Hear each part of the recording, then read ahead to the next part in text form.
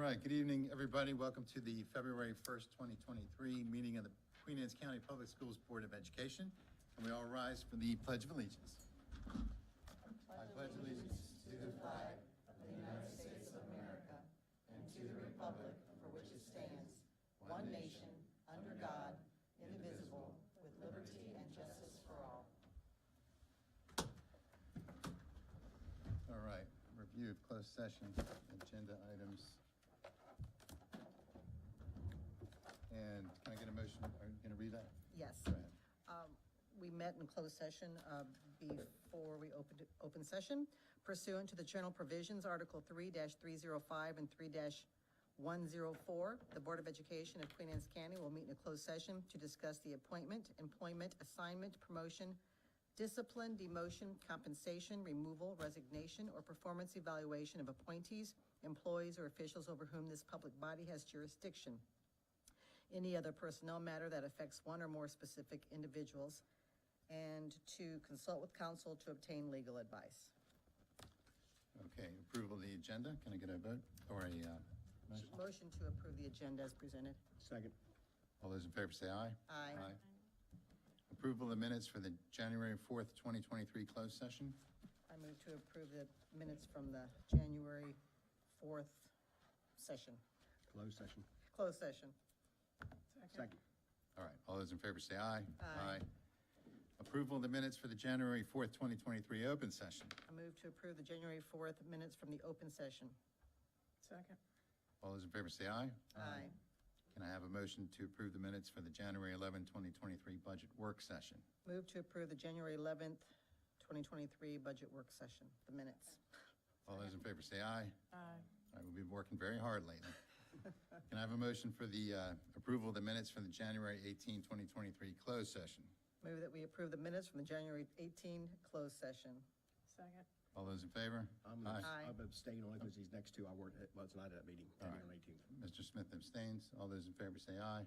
Aye. Approval of the minutes from the January 18, 2023 open session. Mr. President, I move to approve the minutes from the January 18 open session. Second. All those in favor say aye. Aye. Aye. All right. Now the fun stuff, awards Yes, presentation. yes.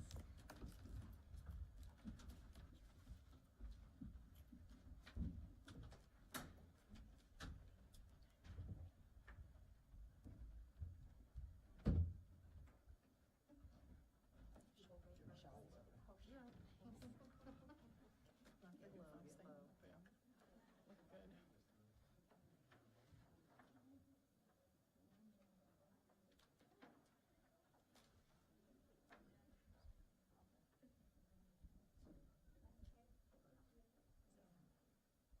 Test. Good evening, everyone. So the first award is, this award is given to a staff member or volunteer who keeps on going. It's sponsored by Bayview Financials with Mr. Chip Brittingham and Mr. Wayne Humphreys, who I don't see here this evening, and they usually are here, so I hope that everything's okay. And we'll certainly reach out to them because they are very faithful in their support. So we won't have the bunny today, but we will have the Energizer bunny eventually. So this award was nominated by Miss Michelle Carey, principal at Kennard, if she could please come forward. And the Energizer bunny for this month is Garnet Hines. If she could please come forward.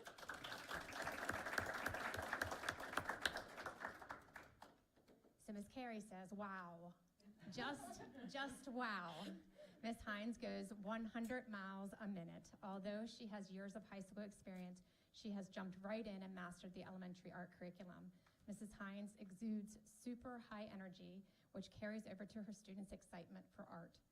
Her students have averaged a project each week that is fun, engaging, and aligned while allowing them to have so much fun.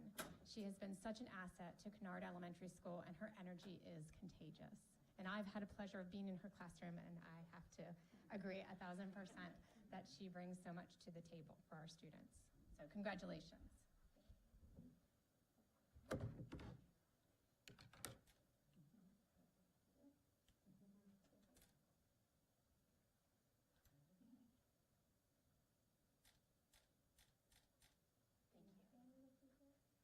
Family? The family? Yes.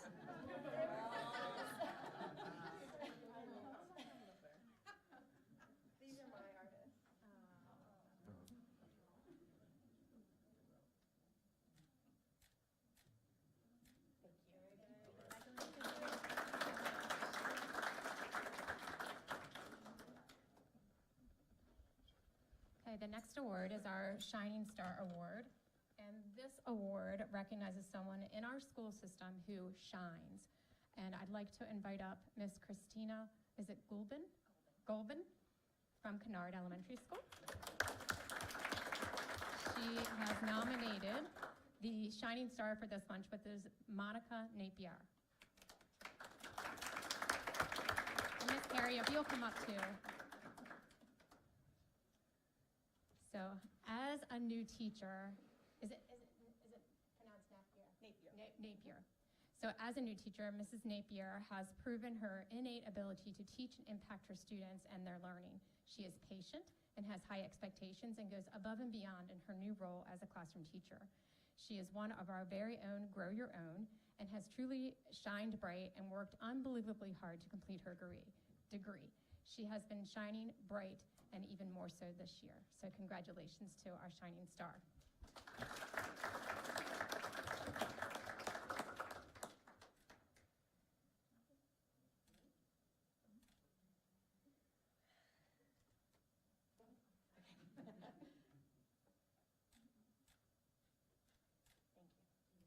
Oh, she does. No. Yes. Please, please. Absolutely. Bring in the energy. Thank you. Congratulations.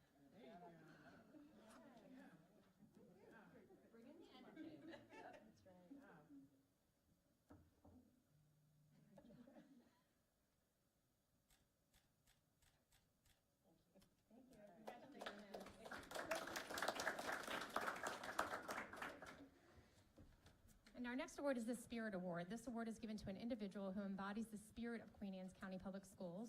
And I'd like to invite back up the principal of Kennard Elementary School, who is the nominator. And the Spirit Award for this month goes to Demetrius Fisher.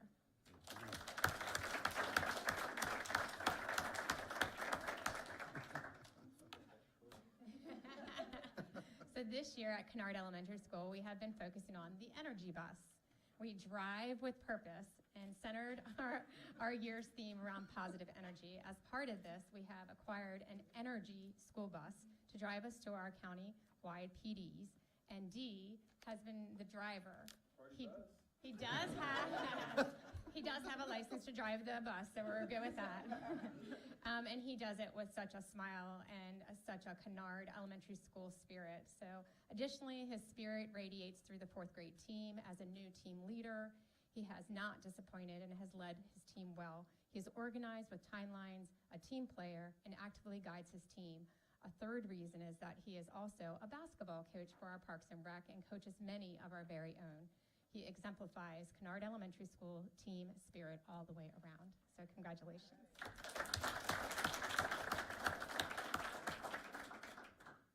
Thank you.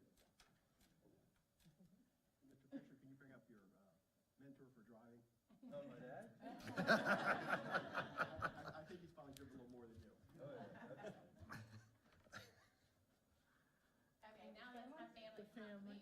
And signs and all, that's awesome. How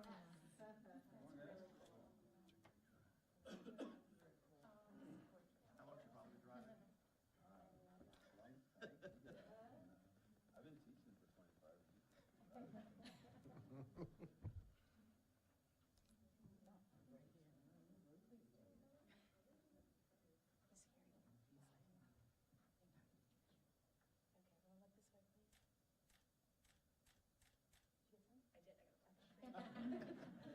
It's a lot.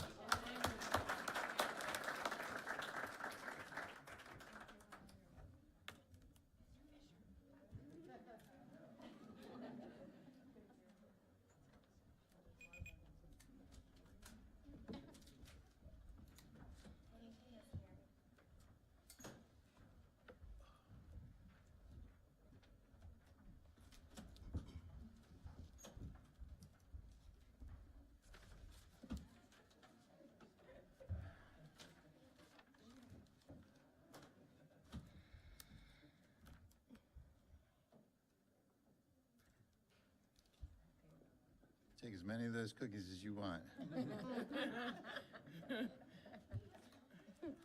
Okay, board involvement. Would any elected member of the board like to be recognized? Okay. Okay. month of January, let's see, reading at Churchill Elementary and Graysonville Elementary.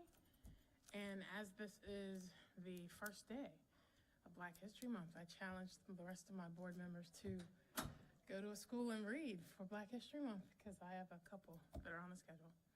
All right, So, well, I will accept that challenge. I wanted to just shout out to the art department with our schools. I mean, they have been knocking it out of the park with these awards that they're getting. I mean, not just Yes. school or county, but they're, being recognized statewide and, national. Yep. So shout out to our, Mr. Bell, of course, and our art departments. And that's it. All right. very nice. Just attending these meetings, pretty much what I've done this month. Anybody else? I just attended MABE training for the budget process with Shannon. I did attend, just to echo what Ms. Mrs. Bennett said. All the stuff at the art exhibit was wonderful, and the students and the county, everything was so creative. All right, student board members? Mr. Johnson? Oh, there's some sports. All right, so the hot topic at Canal High School nowadays is the retirement of the annex. Beginning next school year, freshman students will no longer be isolated at the annex for majority of the day. They'll now attend the main campus for the entirety of their day with the rest of Canal High School students. Students who have met with the superintendent, as well as current 8th grade students, are all in favor of this idea, and I believe it's safe to say that a large majority of parents are also thrilled about it. Despite the excitement, the primary concern everyone has is whether the main campus has enough space to sustain the transition. However, the Board of Ed maintenance team will be working to reconfigure a few classrooms, and they will be adding more portables to the main campus. On behalf of Canal High School, I would like to give a special thanks to the board members, as well as our superintendent, Dr. Salins, for the resources that they have provided, as well as the resources that they will continue to provide throughout the rest of this process. Your efforts are greatly appreciated by Canal High School. Moving on to sports, we are gradually approaching playoffs. We have a swim meet against QA coming up this Thursday. Then we have a wrestling match against QA Friday. And in about 2 weeks, we'll be preparing for a showdown between QA and KI for both our boys and girls basketball teams. Our indoor track team has done great this season, coming in first at just about every meet. And just a few weeks ago, our cheer team finished in 5th place at the NCAA Nationals in Texas, where 12 teams competed in several advanced categories. In recent news, KI was well represented at the Mid-Shore Student Art Exhibition held at the Academy of Art in Easton. Students received awards in different divisions, including sculpting, drawing, and painting. We also had students receive top awards in the contest for the Maryland Developmental Disabilities Art Contest, named Together We're Better. And in about a few weeks, these students will be attending a statewide ceremony where they have the potential to meet our new governor. Coming up, we have the Addams Family Musical held at our auditorium at Canal High School. Students have already been chosen for their parts, and the stage is beginning to be transformed to suit the performance. I'm not yet sure when the show times are, but I'll be sure to give them to you once I am provided with them. All right, thank you. Mr. Toole? So we're going to go over some of the boring information, and then we'll address what Mr. Johnson has missed out on. So coming up tomorrow and the day after, Sothersville and CMS middle school students will visit the CTA and Performing Arts classroom at 4th period, and we'll show off all of our cool things that are there. Tomorrow, progress reports are going to be mailed home. And then next week, we have scheduling week for the 2023-2024 academic year during our English classes. From the 8th to the 10th, which is also next week, PBIS will be selling carnations during lunch shifts, with the delivery date being on Valentine's Day.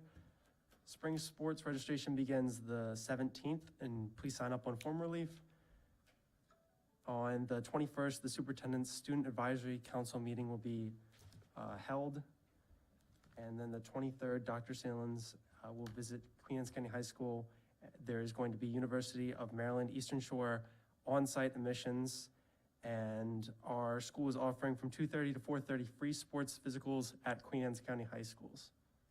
Now to address what Mr. Johnson has missed is I wouldn't say a complete shutout, but Queen Anne's County winning, I think 26 points, please correct me if I'm wrong, in a basketball game. I don't know, maybe he just glossed over that, maybe forgotten about it.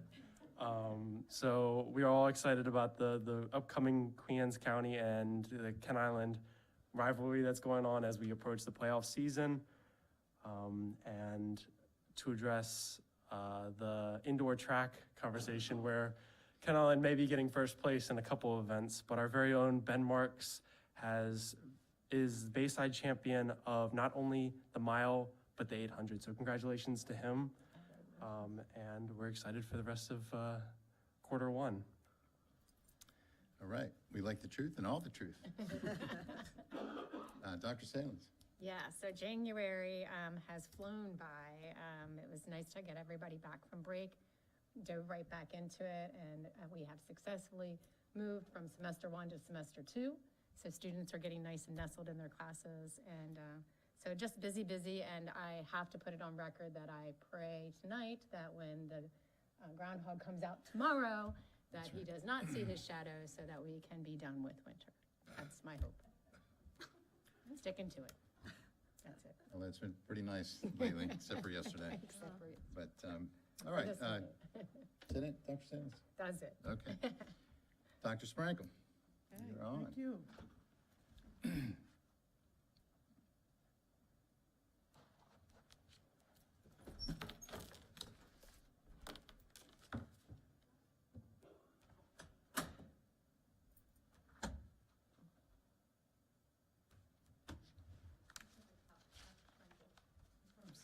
Sorry, okay. The other way. The very first one. Keep going. There you go. There we go. There we go. Well, good evening, President Schiffinelli and Vice President Ms. Bennett and Dr. Salins, board members, and executive team members. It is my pleasure to be able to present to you tonight the January Spotlight, which is a joy for me.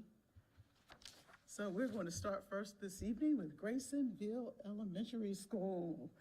They have the wonderful pleasure of having Reptile World Visit.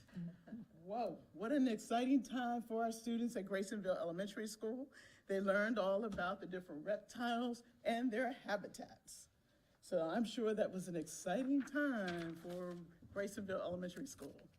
Graysonville Elementary School also welcomed back its students with a Happy New Year assembly. They took that opportunity to revisit the expectations of school, and so we're excited that they took the time to do that. The student council members discussed bullying, and of course, Graysonville's cheer was completed during the assembly. So they had an exciting return of school after the holidays. Next, we have Kennard Elementary School. Classes from each grade created a mural that exemplifies something about our community. These murals were each cut into 10 puzzle pieces. 9 were mailed to schools around the world, ranging from kindergarten to high school. In return, Kennard received 9 pieces from other schools around the world, and they were put together to create a nice piece of collaborative art. Classes will keep in contact throughout the year. So far, 17 states across the country have been represented. The before and after murals are pictured there. Also at Kennard Elementary School, some of our Kennard students were recognized for their artwork, which was showcased at the annual Midshore Student Art Exhibition at the Art Academy in Easton. Various media types were used, such as tempera paint, chalk, pastels, and mixed media projects with the unexpected materials as well. A closing reception was held for elementary students and their families on January 9th and 10th. Kennard's new art teacher, Mrs. Garnett Hines, who was recognized this evening, along with Principal Mrs. Carey, who was also here this evening, and Supervisor of Art Instruction, Mr. Michael Bell, were in attendance to celebrate the impressive work of our young artists at the museum. Congratulations to the students. Next, we have Ken Island Elementary School. Ken Island Elementary School held their winter concert last month in January, on the 26th, actually. Their media specialist provided a lesson on the book, Martin's Big Words. The book was chosen in conjunction with and celebration of Dr. Martin Luther King's birthday and conveyed a message of peace and unity. Next, we have Centerville Middle School. Centerville Middle School revamped their PBIS program this year to re-energize students and staff. So far this school year, students have participated in Spirit Weeks, monthly incentives, link competitions, open gym, a flag football, turkey bowl, and holiday shop and merriment. Staff have enjoyed secret piles, trivia, and a lot of food. Food is always a popular item for sure. Here we have pictured our very own Miss Shannon Bitten, our board member, who read to Graysonville Elementary School. As you can see, she was loved by the students, and the students appeared to be highly engaged, and it looked like, Miss Bennett, you had a lot of fun at Graysonville Elementary School. Here, next we are recognizing Mr. Page, Queen Anne's County Supervisor of Science, was asked by National Oceanic and Atmospheric Administration to present about our innovative approaches to environmental literacy. Queen Anne's County Public Schools was admired by other school districts for their outdoor classrooms concept. So we are getting admired by a lot of school systems across the state. They're a little bit envious, I need to say that to you, but it is a wonderful concept, of course, and we'd like to thank our board members as well as our community for your support and our projects that are happening with environmental literacy. So there you go. Next, we have Church Hill Elementary School. Look at our pre-K students. They're enjoying that new playground materials that were ordered, and as you can see their smiling faces. This is a connection to the indoor classroom instruction that takes place. But you know, kids always love those bright colors and nice new materials. So they're having fun at Church Hill Elementary School, along with Mattapeake Elementary School. There they go with new materials. Look at those smiling faces. Congratulations to students at Kent Island High School as well as Queen Anne's High School for sweeping prizes across multiple categories at the Academy of Art Museum exhibition. And to all of our art teachers for their incredible participation and turnout from every single school. That is just remarkable. It really is. It's talented teachers that help create talented students. So thank you, teachers, for all that you do. And last but surely not least, last week on Monday and Tuesday, we had professional development for both elementary and also middle school. And I can tell you that the staff was highly engaged. We all had a grand time learning new information. So it was just a wonderful experience. So this concludes our spotlight for January. All right, thank you, Dr. Sprankle. Thank you. Do the schools still have, I think it was called Career Day, where parents would come in and talk about the things that they do and career-wise? Do they do that at some of the schools? Yes, they do. It usually is in the spring, though, like later, Is it? a little bit later in the spring. Some of the kindergarten classes do What Can You Do? Where parents come in and demonstrate an activity that they do with their kids. It's to help them think about different things growing up. All right. At one time, many years ago, I had a whole fourth grade class wanting to be lawyers. Oh, my. All right. All right, so now we're at citizen participation and public comment. We ask all speakers to keep in mind the following guidelines. Speakers should sign the roster, include their telephone number and address. Comments should be limited to 3 minutes in length. Comments longer than 3 minutes should be submitted in writing. Questions or statements to the board should relate to a matter of general policy over which the board has authority. Comments about actions or statements of individual staff members are not appropriate for public comment and should be referred to the superintendent of schools or the board president. If you have a specific question, the board will make sure an appropriate staff member responds to your question. The board respects your desire and right to convey your message freely, but ask as a courtesy to this board and our citizens to show respect for all. First name on the list is Mr. McNeil.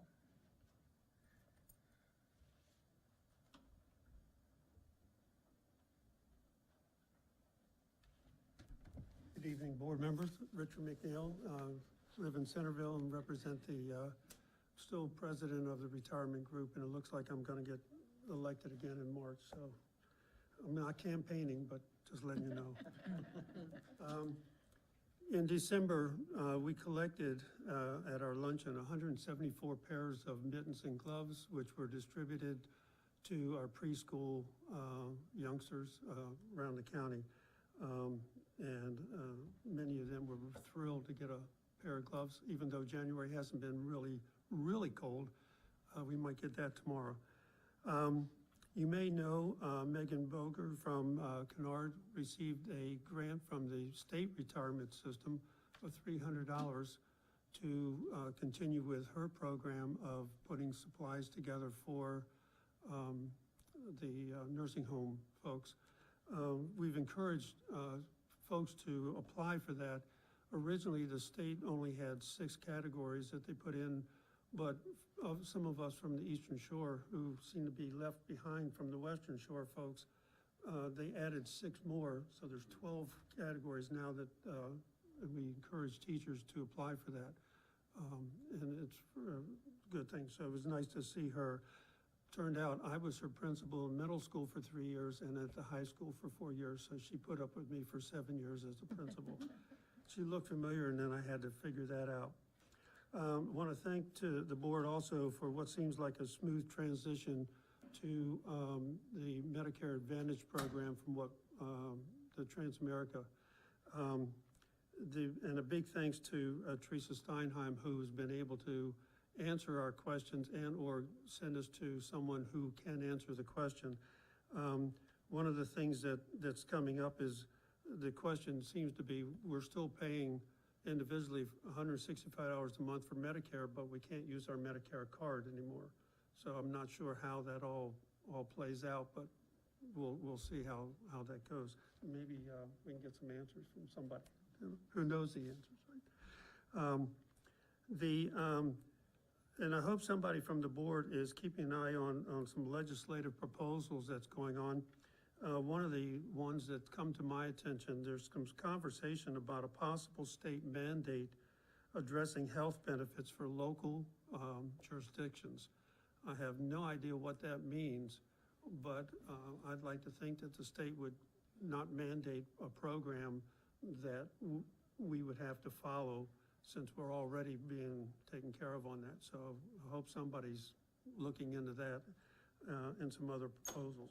And just for those folks who might be thinking of retiring in the next couple of years, our retirement benefit from the state or the investments, we gained 28% last year.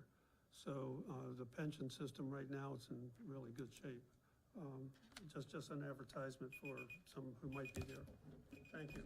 Thank you, Mr. And I want to thank the board on behalf of Sid. We have a gallon of paint that we can paint the windows so they don't fall out in the old schoolhouse. You're welcome. It's I a want door you to hurt prize. yourself. And next up, Mr. Blanton. Thank you. You're welcome.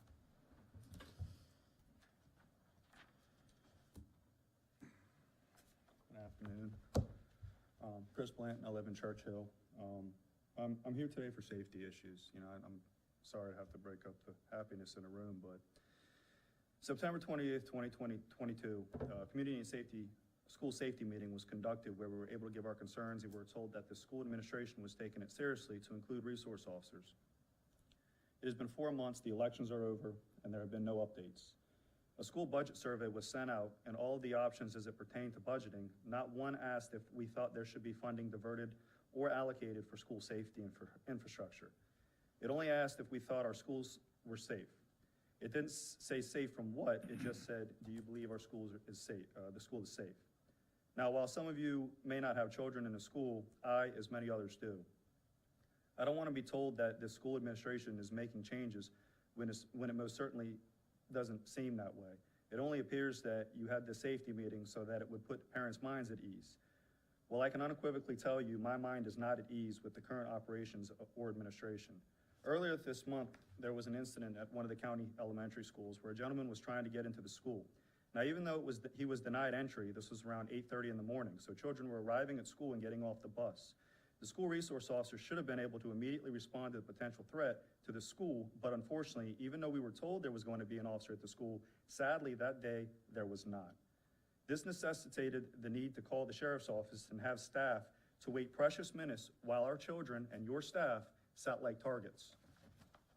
I applaud your staff's efforts in securing the school and notifying the proper authorities, but the proper authorities should have already been at the school, and Murphy's Law stands true. While this incident was handled as well as could be with the infrastructure in place, you need better infrastructure and not just policies that do nothing but protect this administration, so when something bad happens, you can say, well, we had policies in place. I don't want to be the parent who gets a phone call due to this school's inability to keep our children and your staff safe. It's almost as if you say that you need to keep parents and voters quiet until something else bad in the country happens again. Then you pretend to listen and say comforting words like, this is a travesty and we need to look into better infrastructure. Once whatever incident occurred is no longer in the news, then it's business as usual until the next incident. School shootings are not new. 1764, predating America's independence, was the first documented school shooting at Pontiac's Rebellion where 9 children were murdered. April 20th, 1999, Columbine, 12 murdered. Red Lake Superior High School, 7 murdered. New Hope's Schoolhouse, 5 murdered. Virginia Tech, 32 murdered.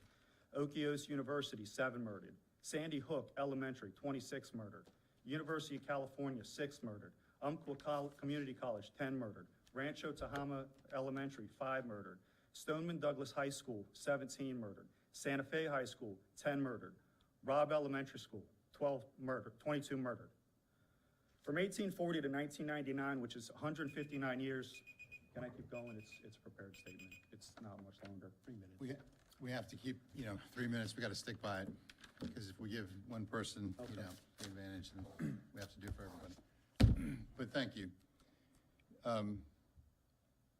Let me just say something before we bring on the next speaker, that we obviously do take safety and school security very, very seriously. We do have a coordinator of school safety and security that was recently hired, who's doing an outstanding job. And possibly, I'm not sure when the last briefing and open session that we had, but maybe we can get that going where someone can brief us in open session in the future. So please keep that in mind. Right, and we do have a date for the next community. I don't know what that date is, but we'll get that out to everybody for the next community. And what Mark says, this board is being updated on safety issues. And as one board member, the rest of them speak for themselves, I have confidence in our school system, our safety protocols. I think we're taking leaps and bounds. And I think it would be a good idea to let the public see more. As we all know, we can only say so much at certain times because there are a lot of security issues. And I have grandchildren in the system, and I feel we're doing everything we can do. I feel confident. All right. Do we have other speakers listed? If not, I'd like to recognize Mr. Chris Corcorinos in the gallery here, one of our commissioners, and Jim Moran was here a moment ago. Did you guys have anything you wanted to say, or? We're here for the new central office. School thing. Okay, all right, fair enough. Sure. Okay, well, in that case, I did want to say just one more thing, just because we talked about Certainly. the school community meeting, or the safety meeting. We did say at that meeting, I believe, correct me if I'm wrong, that we would update at the next community meeting, which was going to be in the spring. Right. And that's So, Ms. Dennis, do you have the date of that? I know that I know that. we didn't hear back from the sheriff's department. There you go. So Right, we are so, on it. to yeah, create there was a lot of spring really good points. Mr. Blanton was one of them too. There were some things that came up, and we definitely said that, and I believe Mr. Saburi is totally on it, that we'll address some of those and use some of those ideas and stuff when we said we would update on the spring. Ms. Gibbs, you may remember that as well, that we were going to Yeah, I think address that's what it you at guys said you would do in spring, and then a couple other people asked if they could do one sooner, because everybody had some good points, and parents had a lot of information that they could share. all right, Mr. Toole and Mr. Johnson, you guys represent your schools. If you've ever got comments you want to make at any point, certainly bring it on the conversation, you know, and when we're looking at some of these action items or information items, you know, throughout the meetings, we want your input too. So if you feel you've got something to say, certainly do that, all right? So if nobody's got anything else, we'll go ahead and move on to information items. The first one is Board of Education Central Office Building Update.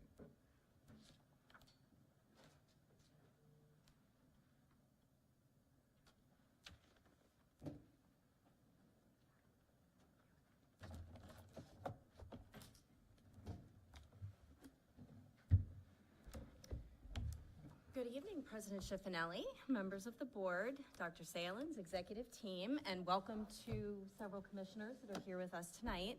My name is Carla Pullen, Facilities Planner for Queen Anne's County Public Schools, and I am here this evening with our design team from WGM Architects. We'd like to give you an update on the recent progress for the schematic design of the new central office building.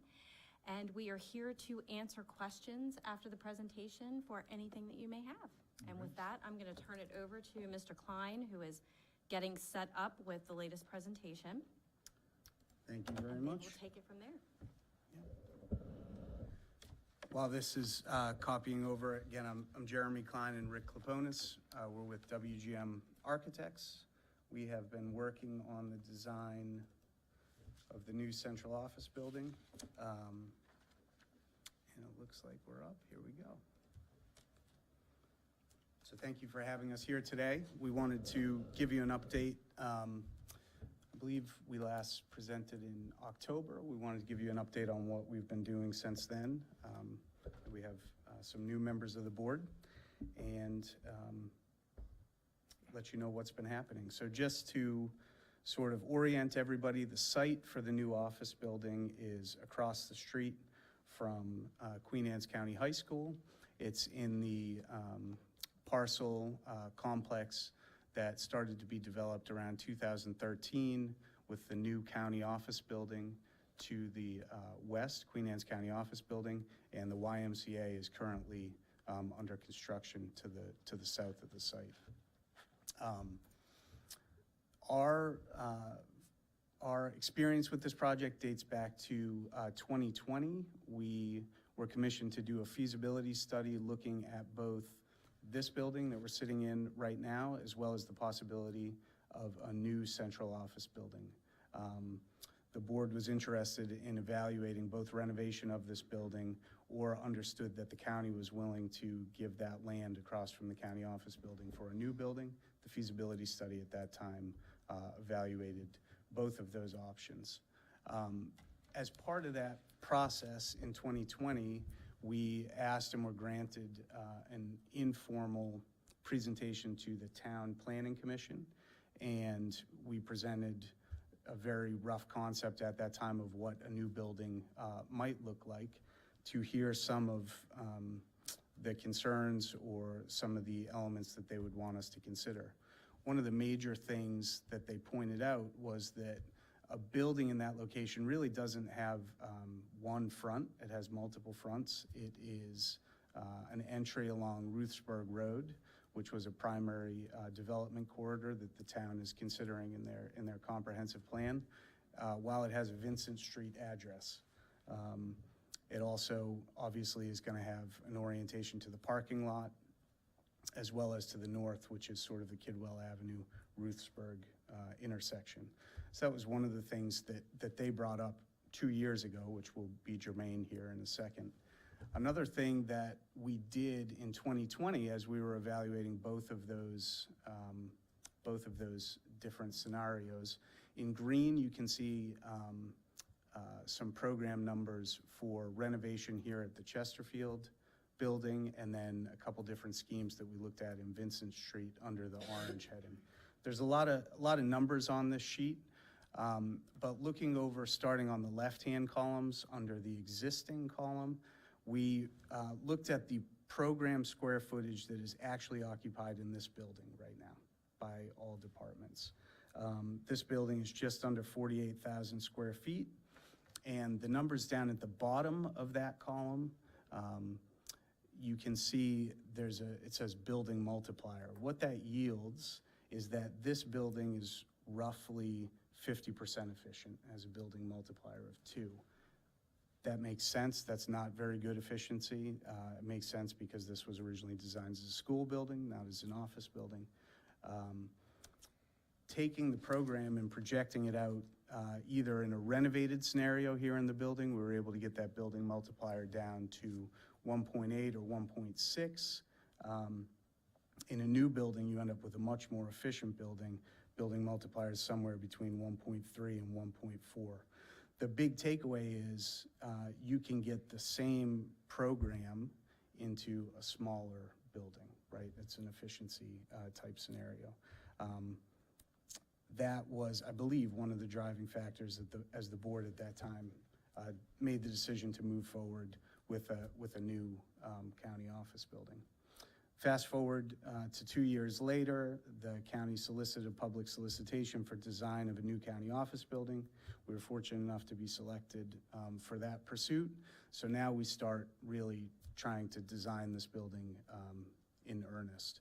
So taking that program table from 2 years ago, we again met with departments, all the departments that are going to be housed in the new central office building, to update those programmatic needs. The column all the way over on the far right, what that yields is we basically broke the building into departmental building blocks of, call it roughly 4,000 square feet. Some are 2, some are 1, and we end up with a building at 34,000 square feet. So this little video, if we have these 4,000 square foot building blocks, and we have the site that we just talked about, these are the departments that you'll see up there. The final form of the building, from a site layout standpoint, is very similar to what we looked at 2 years ago in terms that it has to address both of those frontages. As the building blocks get arranged on the site, they address Vincent, they address Ruthsburg Road. We start to pull the front of those building blocks up to the north, and I'll talk about that in a second. We'll focus on the plan as well as we get later in the process. But now we have to put architecture to that form. So you can see these building blocks. Again, I talked about pulling the roofs up on the north side. What that does is it allows northern light in through diffuse or translucent glazing. So deep within each of these blocks, you can get natural daylight. The benefits of natural daylight have been well documented on user productivity, happiness, efficiency. Obviously, as architects, we very much believe that the built environment can have a significant impact on people's well-being, both emotional and physical. And we want this to be a great place for the people who support the entire school system, here. The other materials on the building, we want to try to be contextual in a way that ties both to the surrounding buildings, the high school across the street, the county office building, the YMCA going up, but also address larger contextual themes of Centerville and sort of this more agrarian setting that we find ourselves. What we've been doing over the past couple months has been advancing the project along 2 major tracks. One is the site development. So what you see here is the site plan, working with local civil engineers, DMS and Associates. We had a preliminary presentation to the Planning Commission in December, and we are meeting with them again informally in March before hopefully presenting for final site plan in May. When we made the initial presentation, this was the plan that we brought. If you look on the north and the west of the site, you'll see a dotted line up there. That is an easement that was on the plat from the original 2013 development. And this plan that we had respected the existing property lines, but we did not take setbacks from that potential easement. We were seeking to get that easement released as part of this site development. The initial planning commission feedback came back and they said that they did want to maintain that easement. They did not want to release the easement because of their thoughts on the development corridor along Ruthsburg Road. So all that means is that the building shifts slightly south and west. You can see in red the original location of the building and in black where it is currently situated. So here's the current site plan as it sits today. Planning Commission was generally at the initial meeting. They weren't voting on approval at that point, but they were generally favorable with the concept. When we come back in March, they want to continue to discuss the architecture of the building. They're definitely, I think, on board with sort of the general themes and just want to see how that architecture continues to develop. Here is a blow-up of the site plan. Utility-wise, utilities are existing in the street down Vincent. Most of them will be loaded into the southwest corner of the building is where most of the utility connections will land. And here's the development of the landscape plan where you can see a buffer along Ruthsburg Road and then some development of plantings elsewhere around the site. The building itself, the architecture, we think really reads much better in 3 dimensions than it does in your typical 2D flat elevations. We understand it's not a building form that many people are potentially used to seeing. We see a lot of metaphors in this building as we continue to develop the design. And it's interesting to hear how other people describe it when they see it as well. We heard from the Planning Commission, we think there are a lot of educational metaphors. We heard a village complex, right? Obviously it takes a village as we educate our kids. We do see agrarian forms in here and the idea of clusters of buildings, which you can find certainly all around the area. In plans specifically, if you look in the lower right, it struck us early on that this building looks like a butterfly. And if you caught the tagline on the video, we have the transformative power of education in Queen Anne's County. So there are a lot of, we think, interesting metaphors as this continues to develop. Here are some ground level views, so you can see, again, that idea of clustering. The primary materials, again, so brick, certainly tying into contextual with many of the buildings around, more traditional punched windows, and then the translucent glazing. So this is the white areas that you see high in the roof. This is a translucent fiberglass panel that allows daylight deep into the building. You wouldn't physically see out of these, but you would have this diffuse light coming into the building. The forms of these blocks are important because this is going to be the home of the new central offices for our lifetimes, for sure, for many decades. So this building needs to be able to be flexible both in the short and the long term. And we think this architecture allows it to do so. Here's just the more static 2D elevations, but looking both from the north and from the south.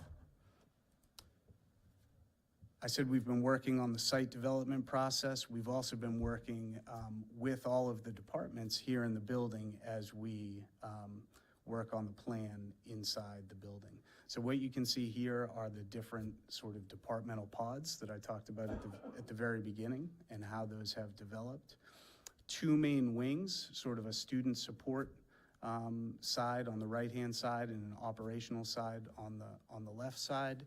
On the student support side, you have special education, you have student support, you have accountability, curriculum and instruction, and those are all in very close proximity to the superintendent suite on the student support side.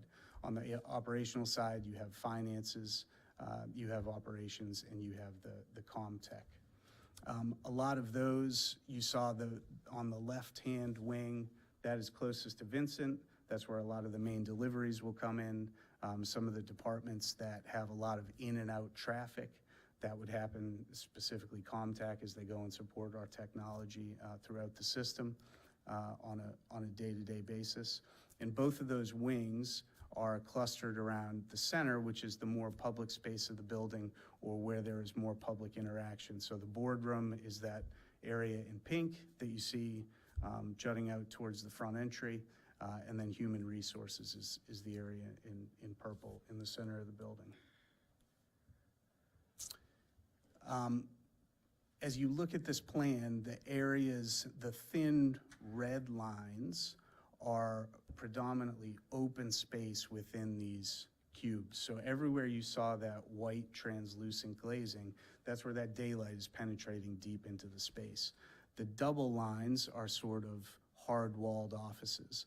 So you have some at the perimeter, you have more storage type spaces in the center of the pods, but you're really inviting natural daylight and from the open spaces through more traditional windows views out for all the occupants of the building. Those thin red lines represent spaces that would be defined more by systems furniture rather than hard walls. So when we talked about short and long-term flexibility, from a short-term flexibility standpoint, those spaces are very easy and quick to reconfigure as departmental needs shift and change. From a longer-term flexibility standpoint, 12 years, 15 years, 20 years, each of these pods, as we continue to develop the design, is basically a structurally independent, you saw they each had their own roof, so that if you are changing drywall partitions or making larger renovations within the building, of course they're renovations, but they're not necessarily structural renovations. So this would be more of a column and beam type building than a bearing wall type building, other than the exterior walls. This last plan showing in yellow and blue. Blue are restrooms that are distributed throughout the building, and then yellow are the large one is the boardroom that we were looking at, and the smaller yellows are conference rooms sprinkled throughout the building. So one of the ways we can really get that building efficiency, when we looked at the program sheet right at the beginning, is to allow these shared type spaces that different departments can use as the need arise, and everybody has easy access to those spaces rather than specifically dedicating them per suite. Our upcoming steps, again, I said we have an informal, actually next week, we have a Board of Appeals meeting. This project, just like every other project in this complex, has to go through a special exception process. It's a split zone, so it's a split residential commercial zone. We don't anticipate any issue with that. It's a need to check the box to get this approved as a use, but that is next week. We have an informal planning commission presentation in March, formal planning commission presentation in May, and the hope is that then we can be submitting for building and grading permits later in the summer. So that's the update, and we're happy to take any questions. Looks cool. Thank you. You mentioned Board of Appeals, so Yep. a little red flag went up. Do we already have an adverse decision somewhere, or? No, so I should have touched on this in the site plan. This is the best line to show it, and you're not going to see my pointer. If you can see the dashed line that extends across the site, kind of right at the northern edge of the parking lot, so that is the zoning line that splits the R2 and C2 zone. It's an existing zoning line. And again, every project on this parcel has had to go through the same special exception Board of Appeals process. A government office building is not a by right use in the R2 zone, so it has to go to the Board of Appeals just to approve the use. Again, the county office building had to go through that, the YMCA had to go through that, and this building has to go through it because it cuts through the site right there. I see. The town, not that it would affect this project, but the town comprehensive plan currently is looking at rezoning this entire area as a more institutional type zone, recognizing that that's what it's developing as, an institutional complex. In Vincent Street. Vincent Street. Is that a town street? Has that been dedicated, turned over to the town? I don't. And let me ask my whole question. Yeah, I before you don't, answer. I don't know that for sure. It looks like Kidwell, Little Kidwell's will be extended on Vincent. Little Kidwell's a town street. There's gonna be a lot of traffic once they open that up. If Vincent has been built to standards and the town owns it, then that's one issue. If Vincent Street's a county road that we have to maintain, not the board, but the county, which I think the commissioners might wanna chime in on that, there's a lot more traffic. Sure. And the town's gonna tie in a town road to access through our county property. Sure. Where like here, there's no access around this building. There's no access around any of our schools. Right. But once, and like even at the place now with the planning and zoning and the YMCA, there's one in, one out egress. But once they put that Little Kidwell extension in, or if we're required to do it, then who owns Vincent Street? That would be a concern of mine. I don't know that for sure. I don't know that for sure, who owns Vincent Street. The Little Kidwell extension is not part of this project, and again, I'm speaking a little outside of what I know. Yeah, so I believe that is a requirement as part of the YMCA development, that the Little Kidwell extension is happening. The Little Kidwell extension is not a part of this project. Okay, but I do believe it's happening, yeah. Okay, well, if it does, it's just more traffic, a lot more. I mean, it'd be a lot of through traffic, not destination traffic. Sure. And that would concern me. The other thing is our boardroom. Of course, this building's outdated. Once you come in here, you can go anywhere you want. Yes. In the evening where we're having a board meeting. Yep. Will it be able to be shut down where only access to the boardroom and lavatories, bathrooms will be used? So people won't be wandering the halls. Yep. So the way the plan is set up is specifically sort of zoned in that way. So first of all, you talked about the safety and security officer, and we've been speaking with him a lot in the design of this building. But this building will have secure vestibule entry on the normal day-to-day business. On a meeting like this in the evening, in a board meeting, those two sets of double doors that you see right at the front of the building would be opened up and would allow access to the boardroom. The restrooms that would be accessed for the board meetings are the ones that are in the upper left there. They would be open off of that. And this area that you see just to the north of the boardroom, we think is going to be a really great space for the types of celebrations and things that you want to do. More of a gallery space right outside. It's also a good sort of waiting space for people who are outside the board meeting and want to come in and out. It also is directly adjacent to that courtyard you see that's formed by the two wings as they go to the north. So we see that whole area, maybe not at this time of year, but many times a year as somewhere where there can be a spill out in a public sort of celebration type events, that the school system wants to celebrate. But in the evenings, when this building's open to the public, the executive suite, the HR suite, the financial areas will be secured. Correct. Not secure, but where No, public just secured. can't roam into it. They are That'll be secured. locked. So the right-hand wing over there on the east, hard to pick up on this plan, but there's a set of doors that will be secured that will lock down that entire wing of the building. The left-hand corridor that you see that egresses out to where deliveries and things would come in, that would be open for egress because you need to keep it open for egress. But each of those suites that you see on the left-hand side, finance, operations, and Comtech, are secured down on their own. So when you come to access the board meeting, you would have access to the boardroom, the public restrooms, that gallery space, and an exit corridor. Yep. Any other questions? I had a question about, from a design standpoint, the architecture is gorgeous. Looking ahead in 20, 30 years with the roof, there's a lot going on there. So what are they looking at as far as material and then replacement costs? Absolutely. So the roof here would be a standing seam metal roof, so, you know, a 50-year roof, right? Those are the type of warranties you're getting on those roof.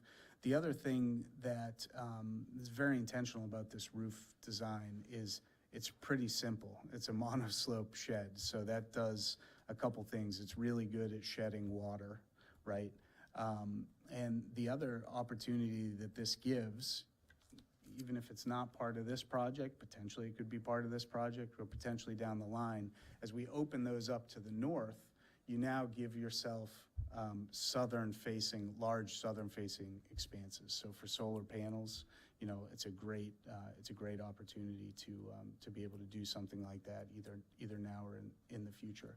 So the building, although the building forms appear complex when they're put together, we think that the roof systems are actually fairly simple and are going to be pretty easy to maintain.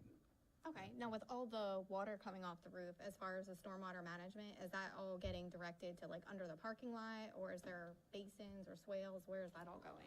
Yep, absolutely. So again, you can see that the bulk of the site is kind of to the south, right? The way the property, we get really excited about questions like these because we get to talk about it. So as the building, you know, as the site narrows to the north, so the stormwater is collected, those roofs are shedding south. They will be piped underground and then into the stormwater management practices. So right now you can see stormwater management practices kind of between the second and third aisles down south in the parking lot.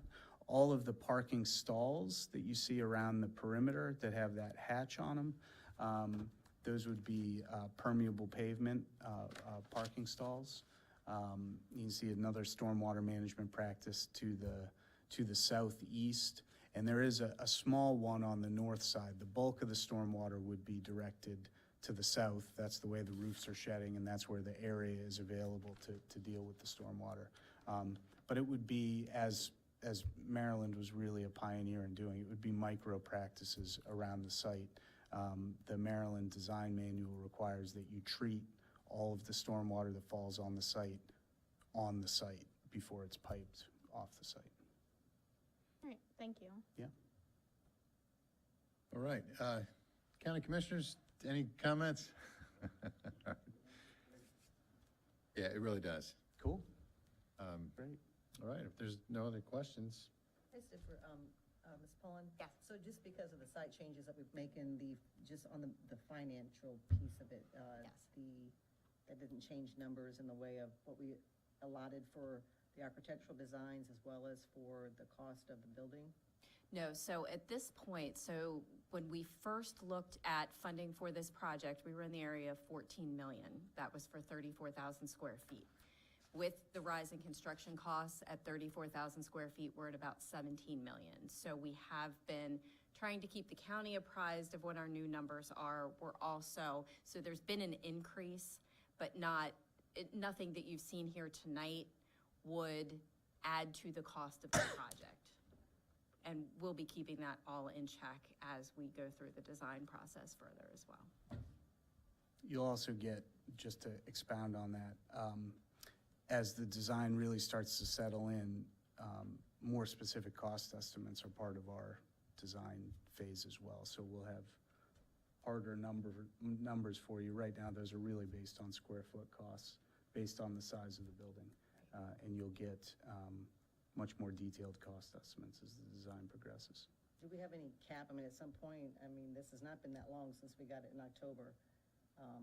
If the design goes on for a few more months, is it going to go up exponentially? Are we looking at an 18, 19, 20 million? At some point, are we? Since we've arrived at 34,000 square feet, we've been hovering right at that $500 per square foot number.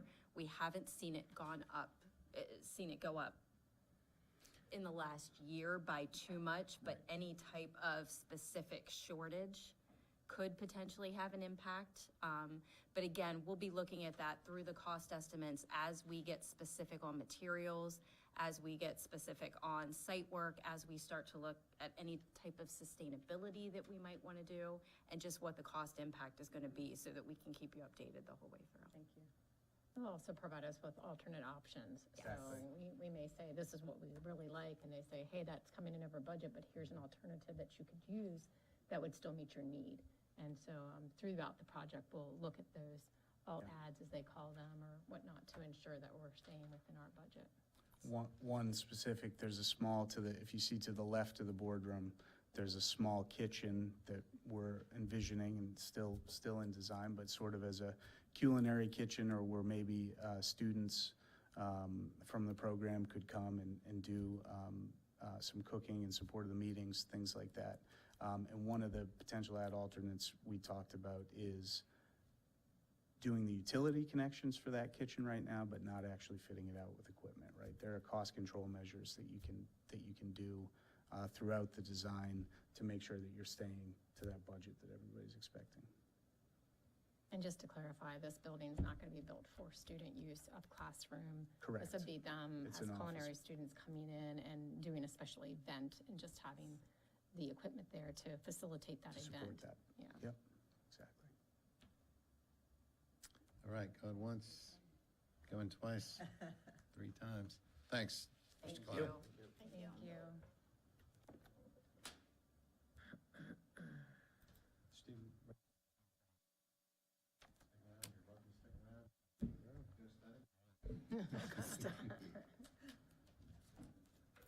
All right, next, Ms. Power Waters, budget survey results.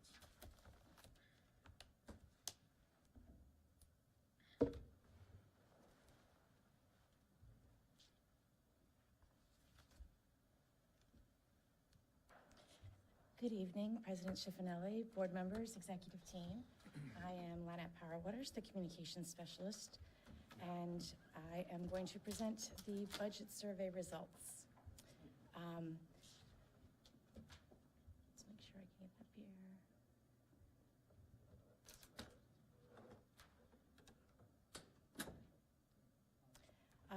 The fiscal year 2024 budget survey was emailed to staff, parents, community members on January 13th, and also placed on our website and our Facebook page. I did share it with Beth Molaski, our Queen Anne's County Public Information Officer, as well as the Chamber of Commerce, and we tried to really push it out to get as many responses, not just from employees and staff, but people that would actually like to have their voice heard in the community. That was very important. They were given the opportunity to submit their responses until the Friday at 4 o'clock, and the following reflects the 645 responses. Participants were able to skip a question if they didn't feel they wanted to answer it. So just keep in mind, not all of the responses had all of the questions had 645 responses.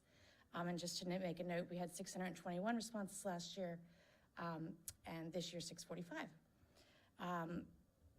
So the parent and caregiver responses made up 73.6%, whereas employees dropped to 42.5%, and community members and partners increased to 11.6%. Comparison to last year's budget survey, last year we had 96% were parent caregiver. So we kind of wanted to broaden it and make sure that everybody in the community was involved, and I think that that shows right here. Employee responses were up to 42.6%, and community member 11.6%. That slide shows me that the parent caregiver dropped off a lot, and employees gained a lot. Major. Okay. Yep. I did send it out several times. You can't lead a horse to water, you can't make him drink, I understand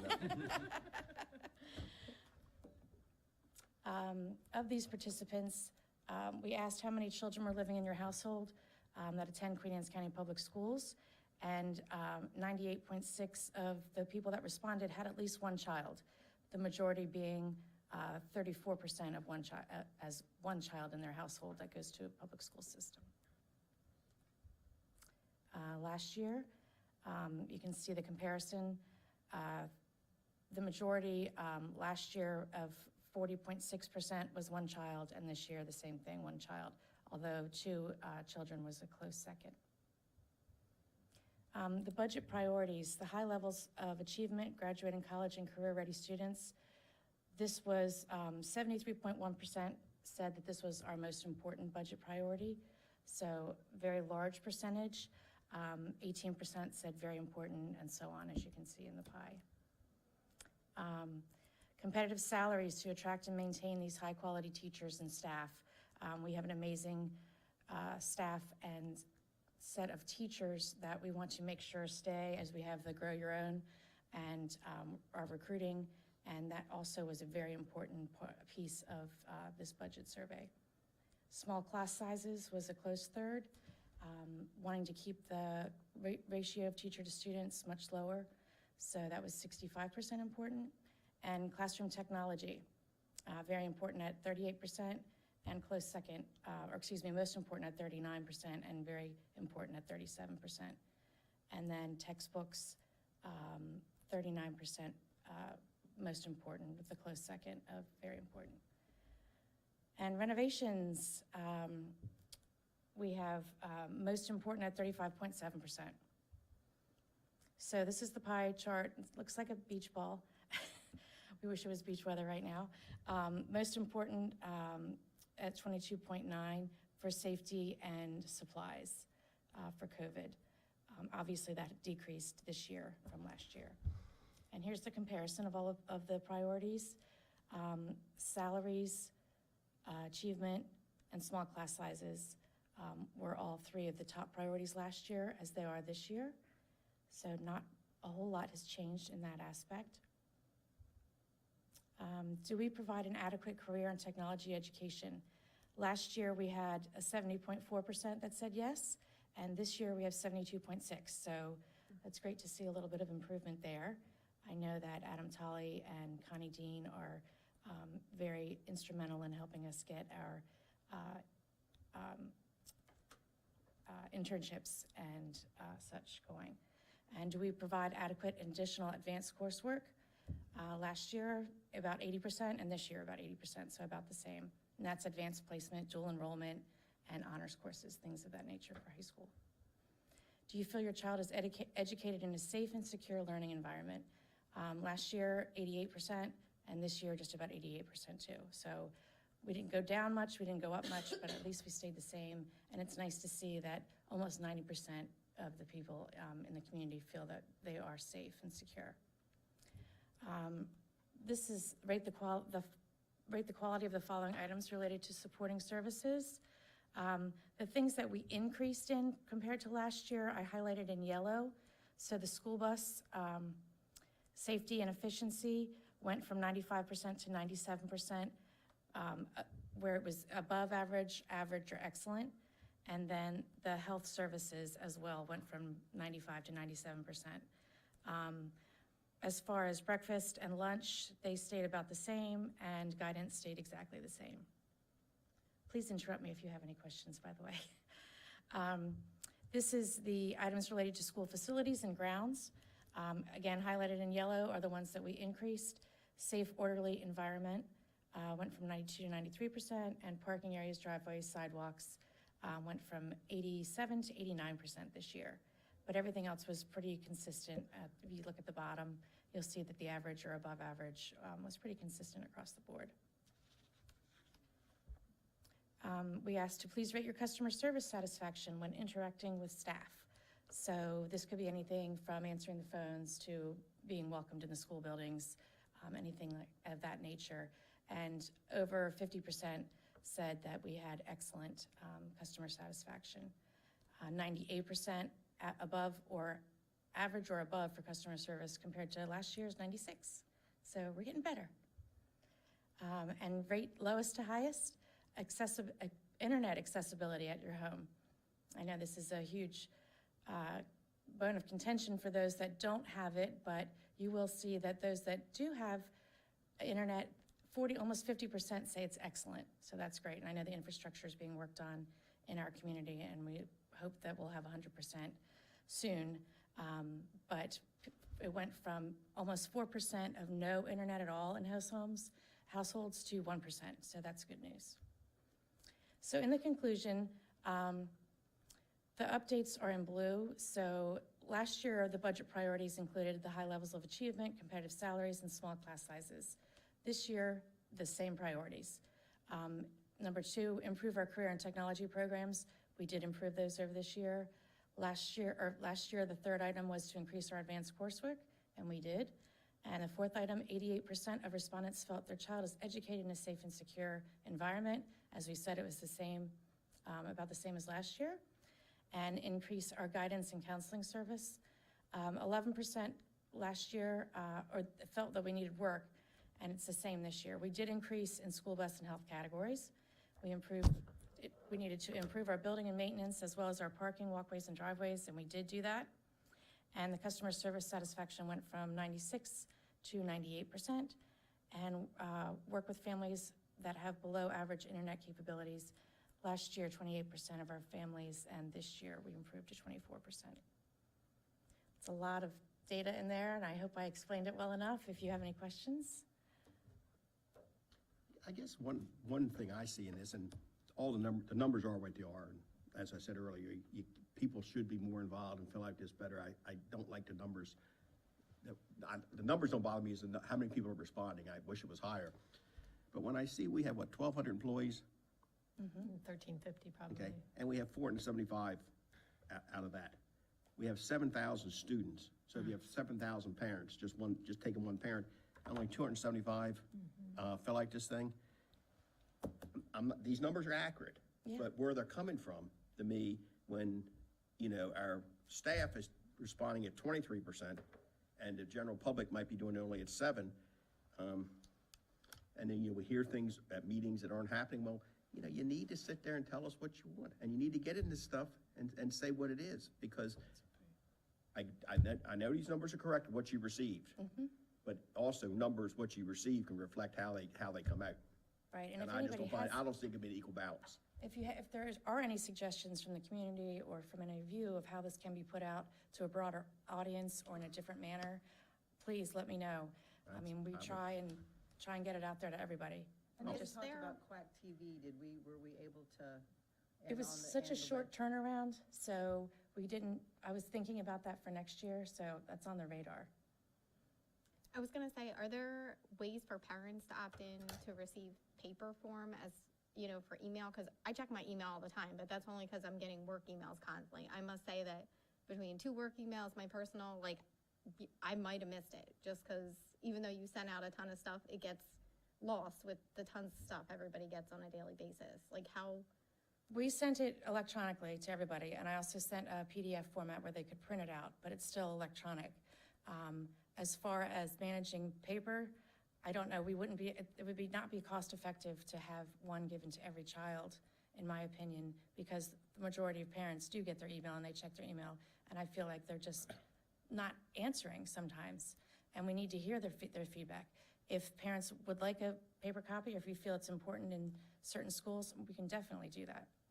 Well, maybe make it simpler, and I agree with that statement, not send a form to them, but send just a little flyer home and saying. Check your email. Or check your emails, a survey's going out, and the parents could look at it, because I agree. I mean, I look at some emails, some of them go to spam, you know? Maybe we So- do a fundraiser in a competition between the schools, and then we give out a prize to the Parents have the biggest schools response. who has the most parental I would just like, responses. I'd like to get more from the parents. I'd like to get 100% from our Sure. employees, but I'd like to get 100% from our, It you gets know, us and what we need. I think that's a good point, because I think a lot of people get this, they get a lot of stuff.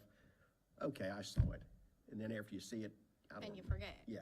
If this comes home in a book bag, I'm like, oh, there's the paper, I gotta do that, or I gotta remember to do that. Whereas if I go through, I say to myself, okay, I gotta go back and do the survey, and then when I remember, I go back, oh, the survey already expired. So I sometimes did send out a couple reminders. Maybe I could do a school messenger and send it out that way, or we can do Qualtrics. Well, we got a good suggestion last week from the Citizens Advisory Council, sort of related, not to this survey in particular, but just communication to families. Parents were saying, in some cases, they have 3 children in 3 separate schools. They're more used to, or a bigger priority is looking at communication that comes directly from their school. So sometimes with our board communication, if we could ask principals, hey, in your weekly newsletters, monthly newsletters, could you include links to these sort of things? So that just came up, and that was actually in reference to like our board reports that we send out a summary every month. So when we get the summary from tonight's meeting, I'm gonna message the principals, hey, your next weekly newsletter, could you just include another link to that? Because parents said, frankly, they do get a lot of communication, and going right to the principals or their school specific. They're more interested in specific what to their child. And they not- think frankly that families will look at it if it's coming from the school. And I like what Shannon said too, because if the kids think there's initiative to get a prize and they do something, they will nag the parents to do it over and over and over again until they do it. So And then what remember. about PTAs too, do the PTAs, can they send out to their members?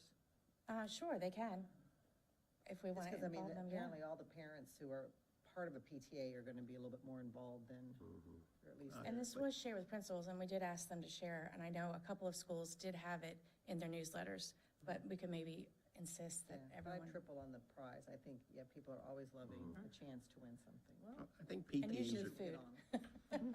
I think PTAs are good, but I found elementary school, you get 100. Middle school, you get 50. And when you get to high school, there's probably about 2 parents in it. You know, so I don't, and not that they lose it, but it's just, you know, it just seems like in kindergarten and first grade, everybody, you know, I'm there. Right. Then all of a sudden it kind of goes off, but that's just mine. Just like checking the backpacks. Kindergarten, they're great. By the time of 5th grade, I don't know how much time the parents have to check their backpacks, but Well, in 5th grade, the kids are probably packing their own lunch and doing this, so. this is true. Any No, other thank you, questions? it was interesting. thank you very much. Thank you. Thanks. All right, state of the data, 6.03. Ms. Tracy Kenna.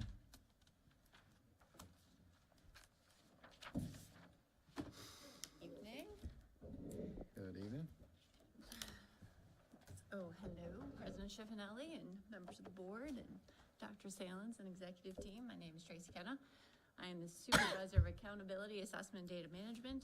I am also your local accountability coordinator, and LAC is way faster to say, so I'm your LAC. Today, Dr. Kibler and I, really, Dr. Kibler is just doing something way below his rank. He's going to be I'll be Vanna. the button pusher today. As we're going to do an overarching review of our data, our testing data from last year. We did receive our final student file last Friday afternoon. So from last spring, 22, remember I've been saying for over a year now, we have to wait a while for the data. It's finally here. That day is here, everyone. All right, so. So this is from last spring Last spring. testing. There was some. And that's when COVID was, when we were out of school, I mean, and the test occurred while we were, That was our first real testing since After COVID. 1819. Yep. So to refresh everyone's memory, testing in recent history. So in 2018, 2019, we had state testing. That was our park testing. That was a consortium test. It does seem like COVID was 10 years long, doesn't it? So that was a while ago, but that was the last real time we did state testing. In 1920, we did have the high schools complete some January testing at the close of the fall semester, but that's not a lot of students. And then we closed schools, as you remember, so we didn't do any testing in the spring. In 2021, we did not do any state testing.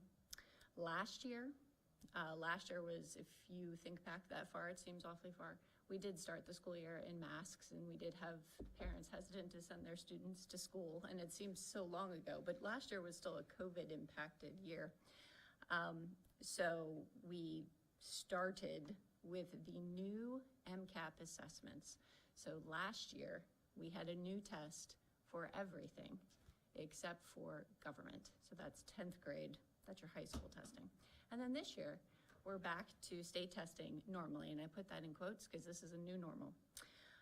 You may remember my presentation from last year on early fall testing. We did have to do a quick shortened version of state testing early last fall because the U.S. Department of Education was insisting upon an accountability measure. So we tested all the students early last fall in the content they had learned the year prior. It was a shortened test. It was we really haven't used it since. That's really not the state data that we're going to talk about tonight. Vanna. Okay, so the purpose.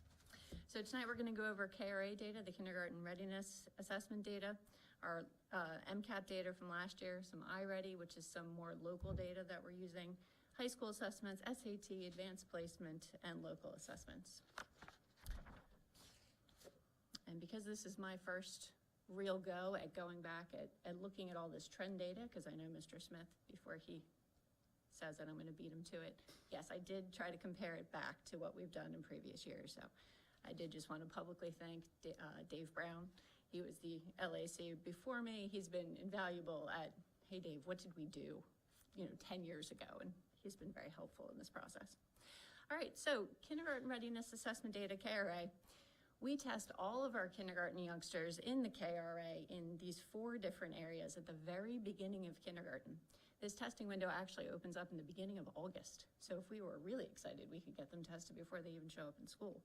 So we're looking for a score in social foundations, language and literacy, mathematics, physical well-being, and motor development.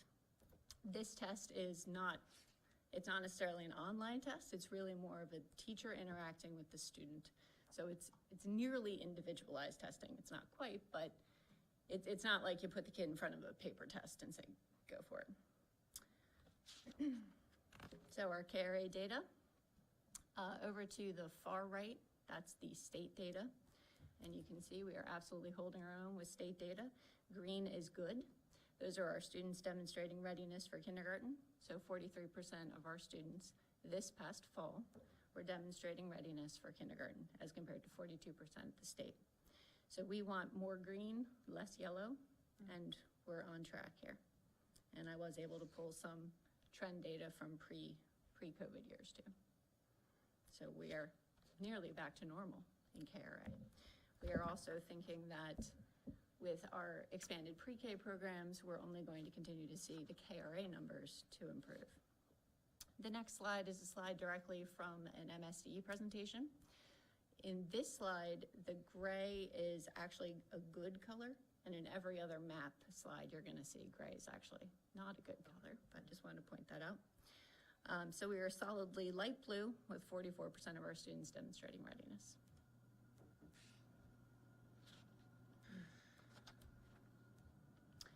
All right, MCAP last year, primarily last spring, so April, May of 2022.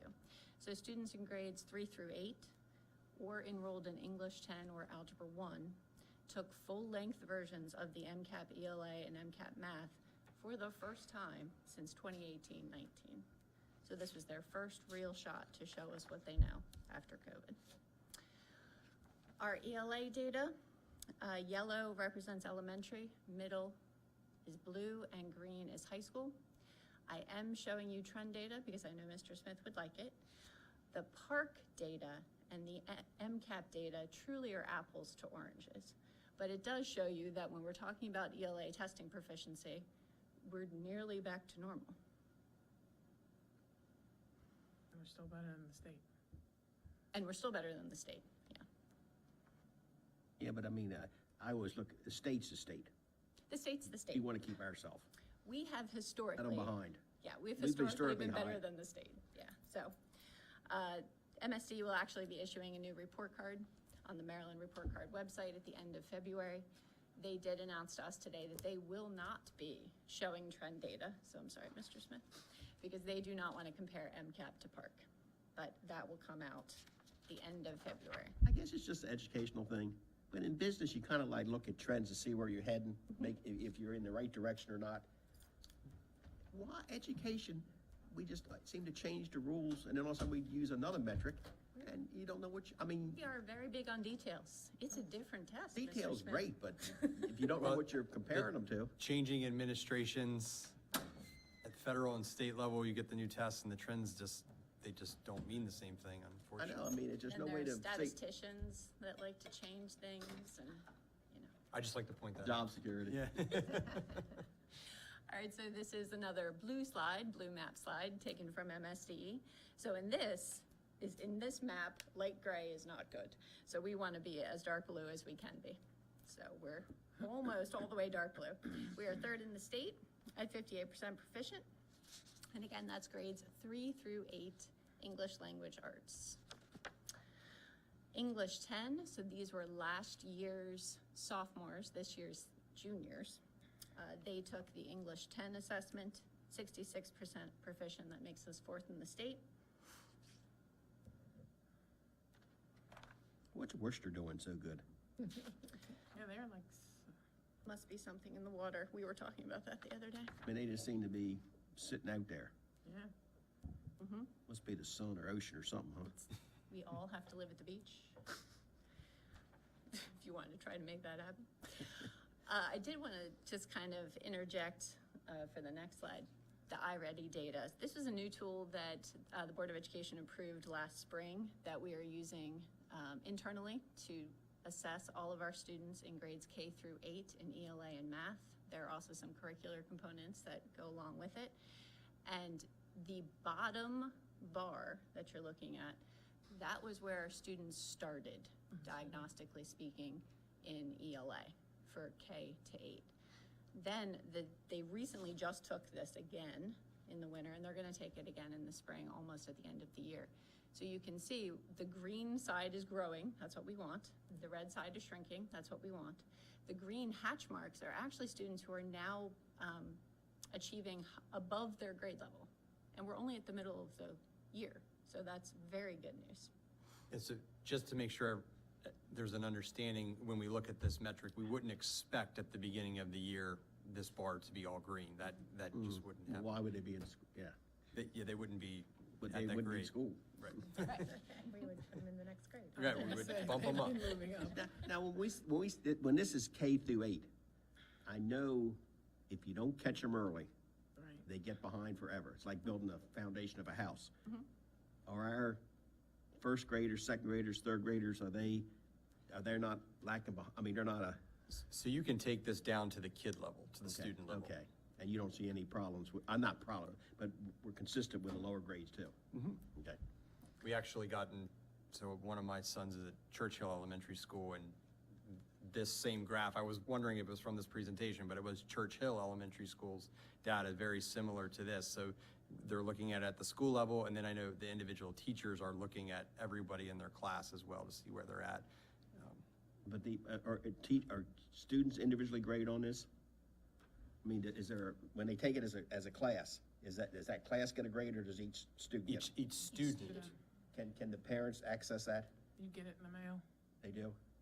Usually get a report. It's a whole report. It's not in the mail. I don't believe that parents are logging into iReady specifically, but it they gets get sent to them. trimester reports on where their It child shows where their child is, so. at each of the standards. Okay, that because I mean, correlates this. I know it's our responsibility, but also the parents need to help us if, Correct. doing something. It shows their strengths and their weaknesses specifically by the standard. Right. And it's computer adaptive, so the students that are doing really well actually are given more difficult problems, more difficult passages Pushing them. to truly see where they are. That's how you end up with students achieving beyond their grade level. MCAP data for math. Again, sticking with the yellow is elementary, blue is middle, and green is high school. Again, this is a brand new test. I do feel I need to defend my high school teenagers. Just wanted to point out that the students taking the algebra test last year were last year's freshmen. They left 7th grade math midway through the year. They had all of 8th grade math online. They came back. We put them into algebra, and then at the end of last year, we gave them an algebra test. Now, I'm not gonna sit next to my boss and say that, gosh, math sure is hard to do online, because, he's a math guy. But I think for a 7th and 8th grader, math was kind of tricky. And then their first real experience back in school, full-time, in algebra, and we gave them an assessment. So now, yes, we're still doing better than the state. In this situation, to compare MCAP to PARCC is truly unfair. Right. This test was also computer adaptive. So like I was just saying with iReady, this test got harder as the students did better.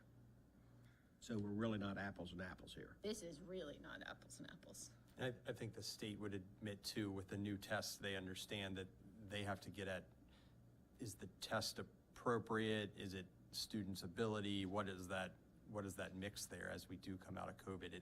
It's hard, I would think it's hard to create a brand-new test with students coming out of COVID, so there's going to be some calibration over the next few years. But they still need to know the basics. You're right, They do. absolutely.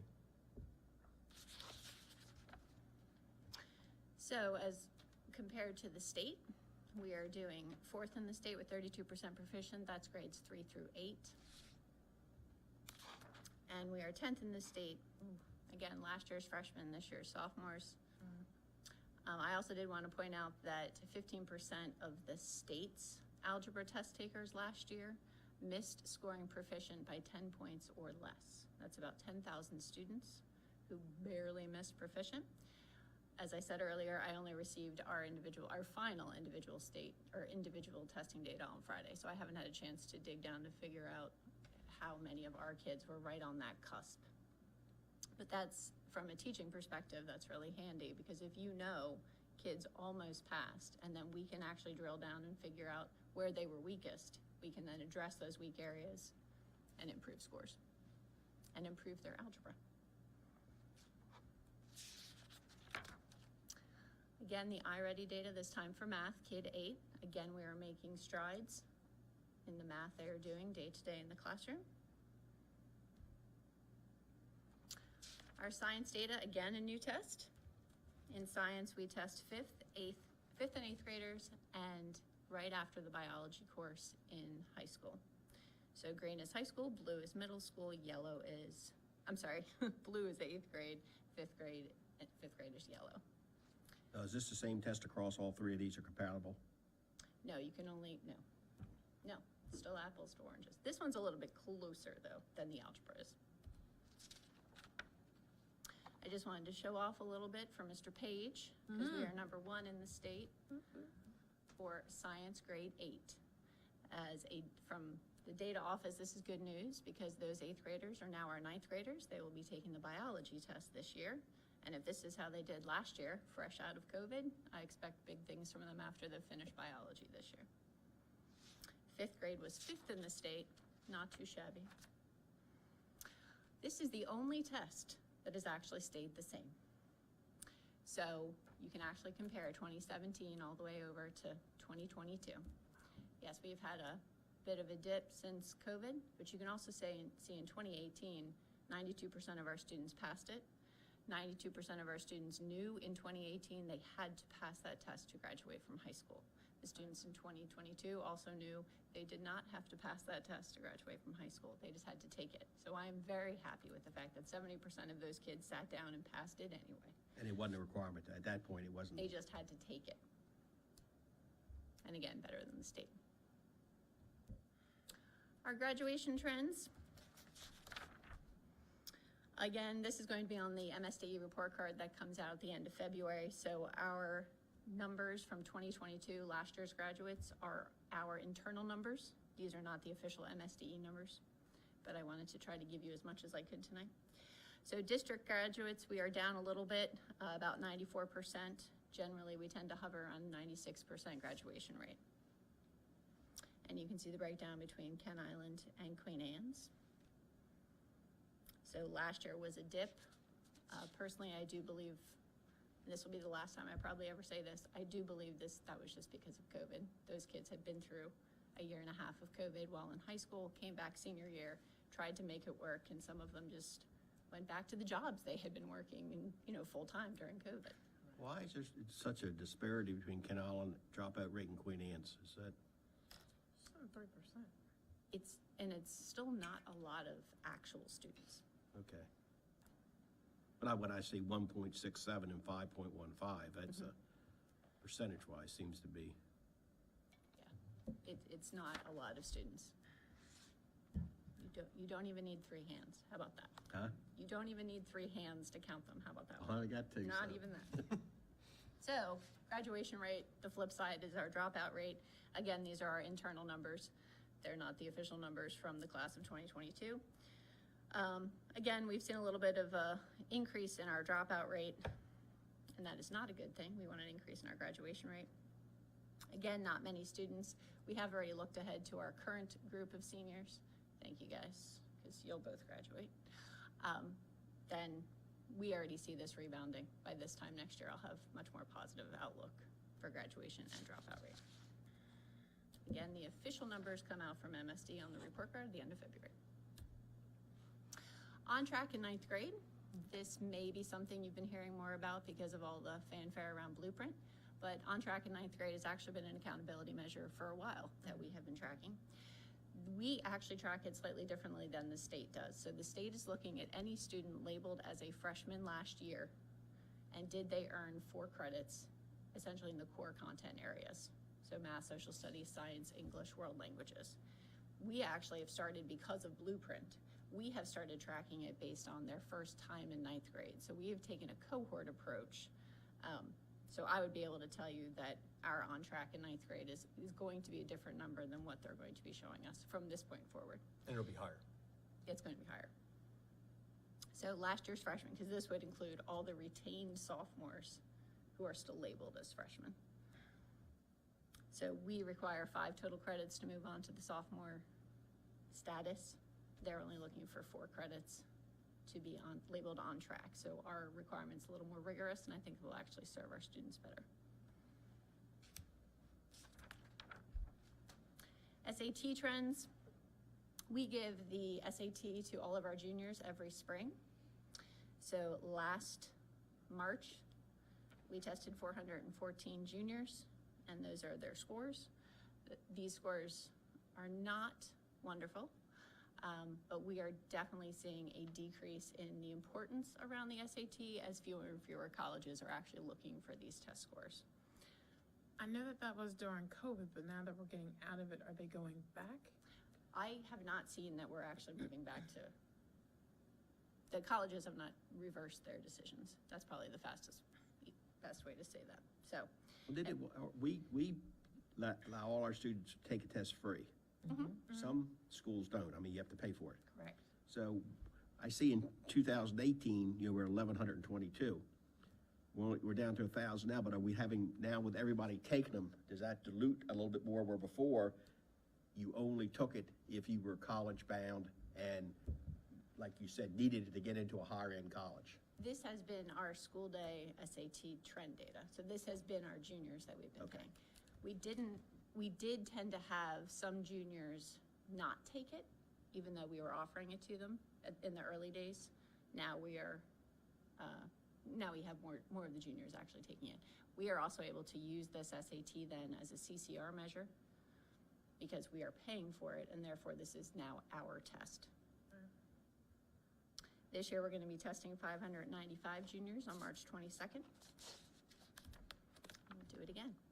When MSD reports SAT performance, they are doing so by last year's graduating class. So these two things are not the same.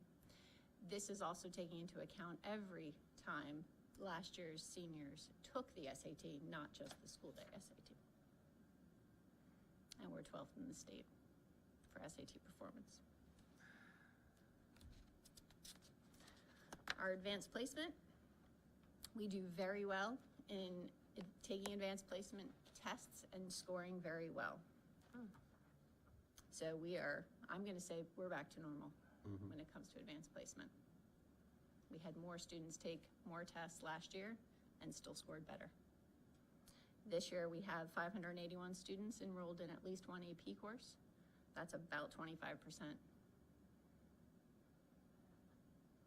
Number 3. We are 3rd in the state for advanced placement performance. And we do measure those two things the same, so. And then from here, so like I said, the updated 21-22 MSD report card will be posted to MD report card at the end of February.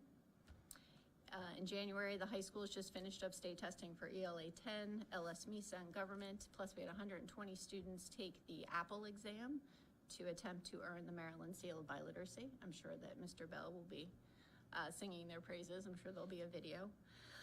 January to February, so we're in the middle of it right now. We have 406 students, 406 English language learners currently taking the WIDA access to determine their English proficiency. March 22nd is our school day SAT for juniors, and it's the start of MISA testing for 5th and 8th graders. April through May, some more state testing, 8th grade social studies, which if you were paying attention, you will remember that I didn't mention 8th grade social studies scores. It's a new test. We still do not have scores from last year. And I'm being told we will not have scores for this year's 8th grade social studies test either. We're also going to do ELA, 3 to 8 plus grade 10, math, algebra 1, bio and government, May's advanced placement, then we sprint to the finish line, do final exams, graduation, and huzzah, we're done. Questions, comments, concerns? What did you mean when you said they won't give us? Because it's a brand new test, it has to go through range finding and standard setting, and it's a very long process. So they'll test out different items and determine whether or not it was a fair item. There are committees and they meet to discuss the results. How did the kids do last year? How bad was this question? They may then take the question out, we test the kids again. So it's a couple years to. They said 2 years, so we're in the second year. Any other questions? Ms. Kenna, thank you very much. Thank you. Thank you. A lot of Thank data. you so much. We're a Thank you. fabulous van. Thank you. A lot of data. All right, Dr. Kibler. Do you need me to stay to be van? No, I'm okay. Got it? Thank you. I'll see you tomorrow, Ms. Kenna. All right, policies reviewed and reaffirmed.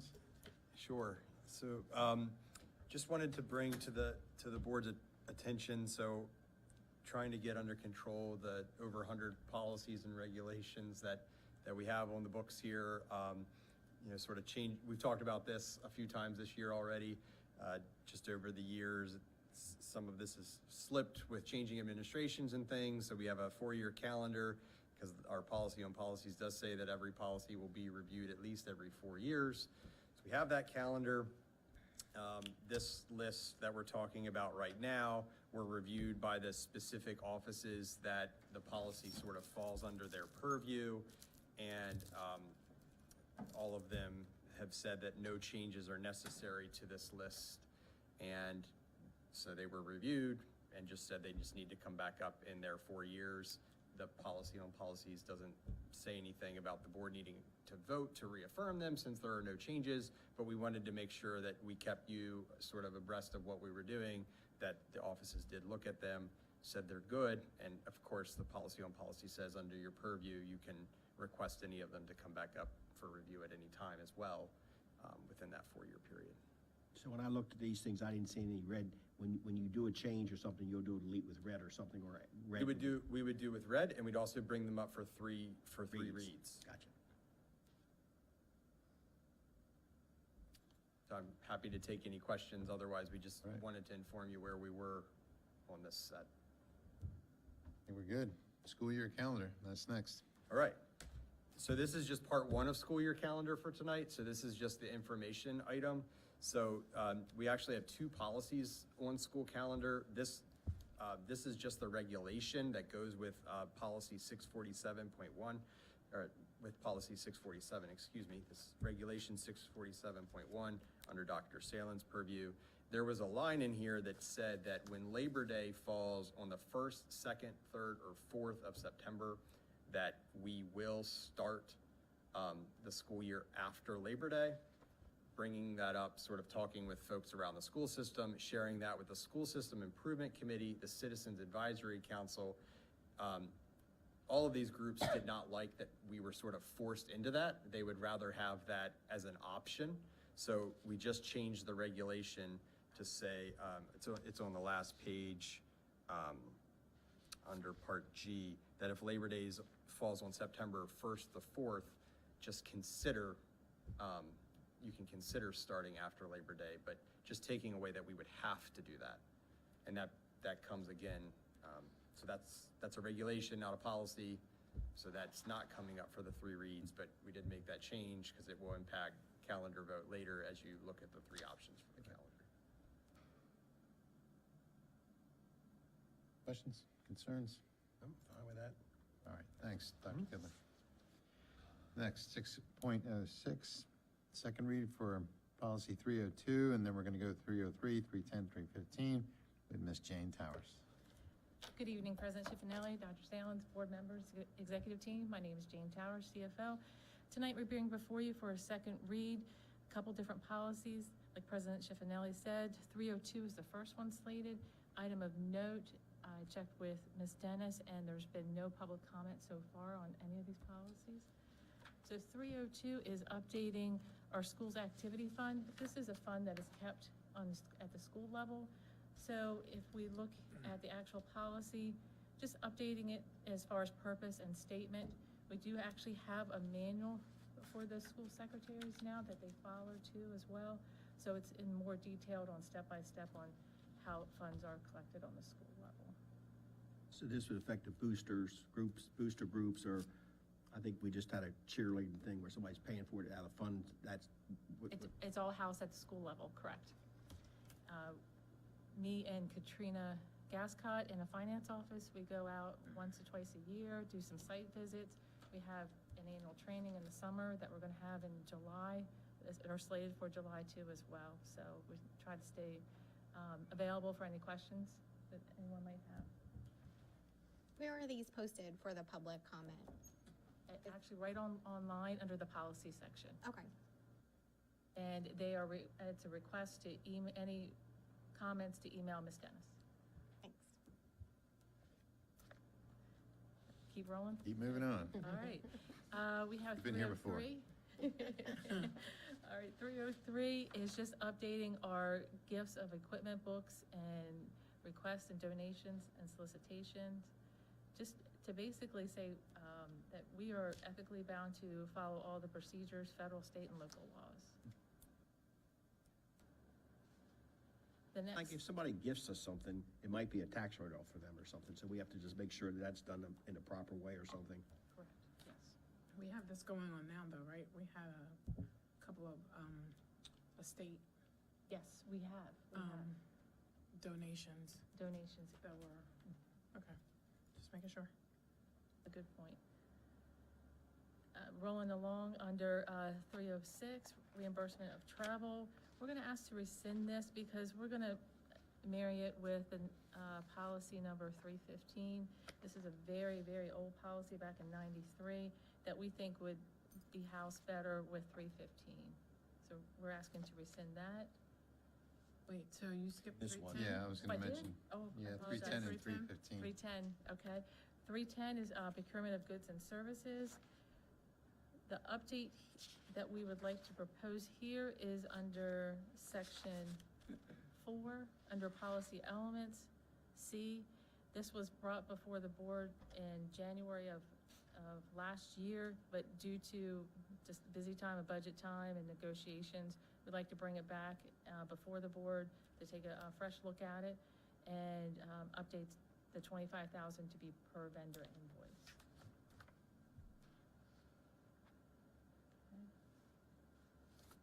So bottom line is if a vendor, if we order $20,000 worth of toilet paper, that's an invoice.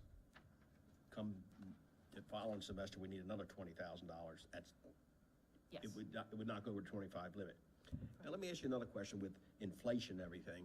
And some of the things we have, I think like Centerville Elementary School, we froze up over Christmas. Pipes. You had to order parts. Coils, yeah. What happens, you know, the 26th of December, and you need to get, I mean, because we had, I heard some complaints about heating, air heating. How do you get these parts if it's $30,000? You're not gonna wait for us till January, February. Is there some way to? Yes. Okay. We would house it under emergency procurement. We would take it to the superintendent for her approval, and then the next board meeting, we would bring it before the board and apprise them of the So situation. we would then okay it Yes. after that, but if it's an emergency situation, Yes. you're not gonna stop something on like that. Okay. Did it go over 25,000? Not on a single purchase. Yeah, there were several different vendors that had to be utilized. I mean, that was like all kinds of units, wasn't it? I mean, that was Many a, coils. 13. Yeah. okay.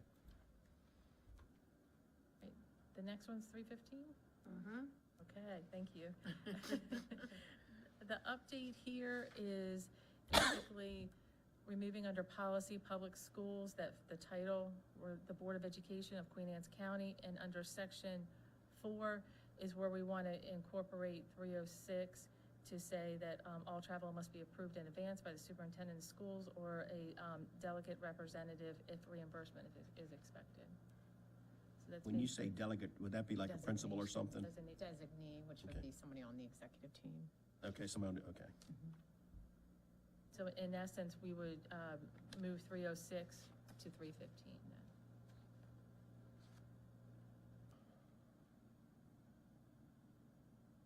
No questions? No comments? All right. 611, expenditure status reports. All right. So before you is the summary as well as the detail. We're going to bring, in a couple minutes, a budget transfer. You can see that we're starting to hit in some negative categories here, just to kind of review. If we look at the more detailed one, under your administration, the first negative you see of $10,283 is a badge machine that had to be purchased. It was extremely old, so we needed to update that. The mid-level salaries. When will that be installed? I don't know. I can find out though. No, but I mean, it's in the near future. Yes, definitely. That's not the new swipes for the time clock. This is for the software to be able to create the badges. To create the badge. Oh, to make badges. To make badges. Yes. Yeah, so that's, it's an HR The swipe thing where for we're the gonna have, time clock plus, that's different. is that on? But you're gonna talk about that tonight. I can talk about I it. I'm just- so it's just a- excited. it's just- I can't remember what's on there or not, but Time Clock Plus is actually, we're in the process of kind of onboarding that. We're starting here at the central office. You'll notice here down the hallway, there's a double swipe. That's the new machine and our old existing machine. And so we'll have to do a double swipe for a period of time to make sure that It's we okay. have everything But okay it- before we just shift over to But a it's new one. working. I mean, it's in progress. It is in progress and So it's working. There'll be accountability of who's swiping. And by July 1, we will have everybody in the new swipe system. But we're just kind of starting small to make sure we get our ducks in a row and that if there's any problems, we can address those on a smaller scale as opposed to rolling it out to everyone and then finding out something's not working. It is definitely a goal for July 1. Currently now we have a complicated system. I think we've talked about it before, that takes staff about a good 4 days. They call it ADP Monday, that lasts through ADP Thursday. And the whole idea is to use technology for us, where this actually talks to our accounting software, where the imports will be seamless in there, and then employees will have the option to be able to see their leave times on their pay stubs. So just a lot of enhancements coming down the pike, and we want to build it right. We're building it from scratch, and not what we currently do, but what's going to work for us in the future, so. Yeah, it's going to be a great addition. We'll be able to really pull some good data for attendance for staff, and it'll automate everything attendance-wise for staff. So if I'm in the school and I'd like to put in for a personal day, that'll all be automated.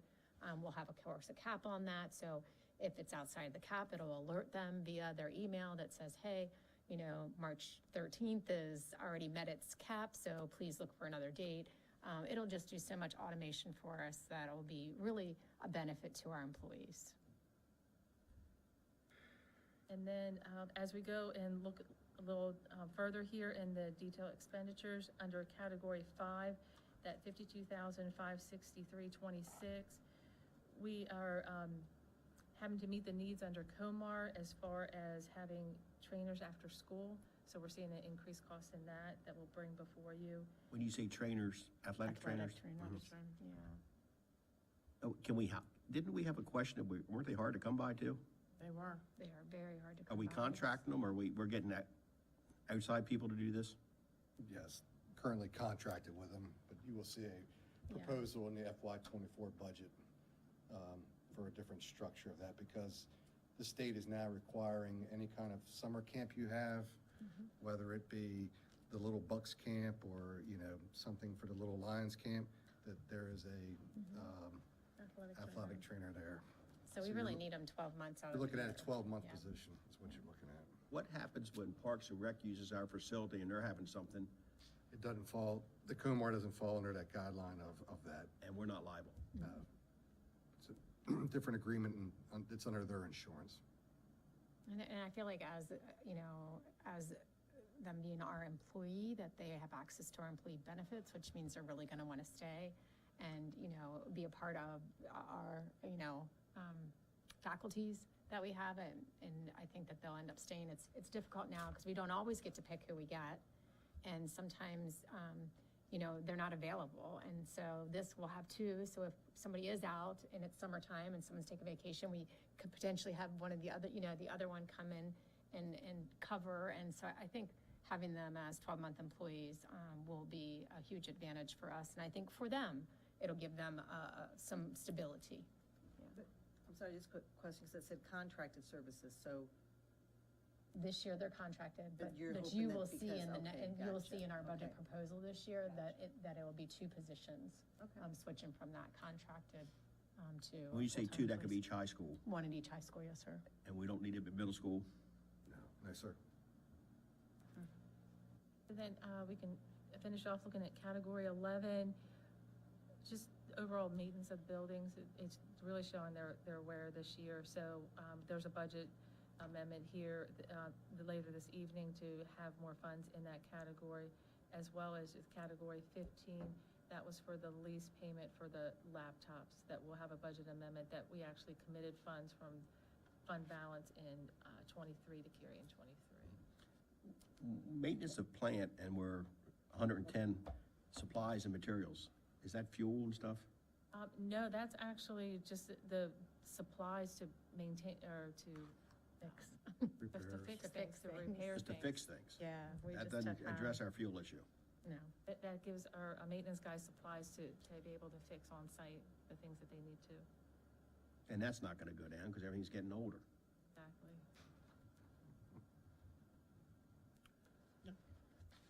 Last session, we approved the purchase of the alignment machine for the automotive department. Has that been installed? Do we know? I'm not sure. Is it the wheel lining machine? Oh, no, Adam, I know that they had a problem with the overall, requisition. Somehow, there was something wrong with the requisition, and we got that square, so I'm not sure if it's actually in now, but I know officially it's been ordered.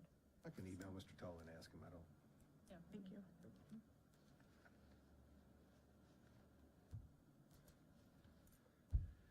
You ready to move on? Rolling. All ESER right, 2 6.12, and ESER 2. ESER 2 and ESER 3. ESER 2, as you know, we're winding down September 30th of '23.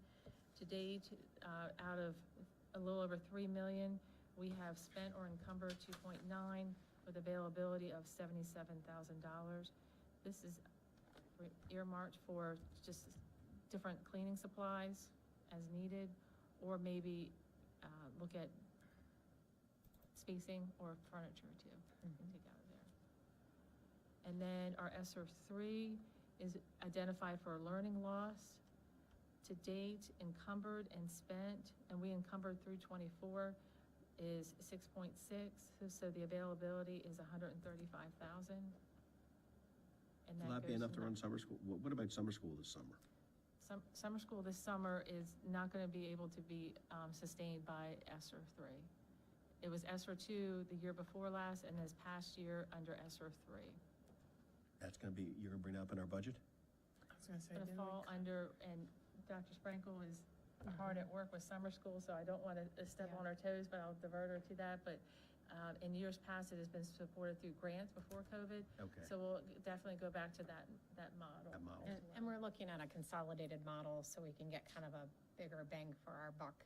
So having students go to two sites instead of going to multiple sites throughout the district, and really honing in, it helps us to hone in on staffing. We don't need as many staff members because we're at, more centralized locations. And so while we won't have as robust, I think, as we've had the last 2 years because of our COVID funds, we still will have a very viable summer school opportunity for students. We bought some supplies too that could carry over, right, that were helpful just with cards or with some of the stuff that we're using in summer school that I thought would carry past our ESER fund time. Yes. The resources that were available last year, definitely they plan to recycle, if I'm understanding correctly, into this upcoming year. Yes. Do we have any staff that's at risk with these funds expiring? We are looking at that under ESER 3. We have our permanent substitutes We actually have our accountant under here. We have our blueprint coordinator, 2 interpreters, and I want to say, I think I that's thought it was it. 9 altogether, I think, but we have a plan of action of how to put them into the budget prior to the cliff. Okay. So, yeah, over the next 2 budget cycles of integrating those positions in, with the exception of permanent substitutes, actually. Those are the only ones that is a very big ticket item. And there's no way that we could fold that into our operating budget, but all the other positions, and 9 positions, we would be able to do. But the permanent subs is something that we're gonna really have to talk about as a district, and where are we gonna put our priorities, and, So that would be 16 positions, so 14 schools and, 2 at the high schools. yeah, it's a big chunk of money. But they're invaluable, and so it's very tough. Thank you. All right, thank you. All right, we're scheduled for a break.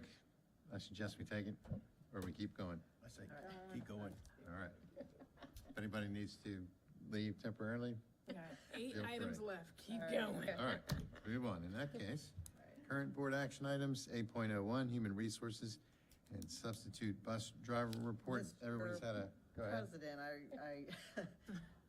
I make a motion to accept the HR report as presented. Second. All right, all those in favor say aye. Aye.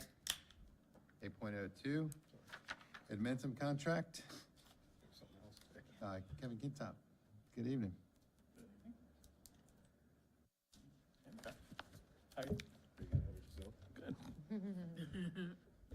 Hi. President Schiffinelli, Dr. Salins, board members, executive staff, I'm here to present the contract for Edmentum. Edmentum is the company that we use as our online resource for curriculums, grades 6 through 12. In the past, I've come to you with a 1-year contract. I'm bringing to you this year a 3-year contract that they're willing to lock in a price with us for the next 3 years. That essentially is, if you look at it, $17 more per year than we're paying now for the next 3 years. So it's only $17 higher. The 3-year contract is also paid over 3 years.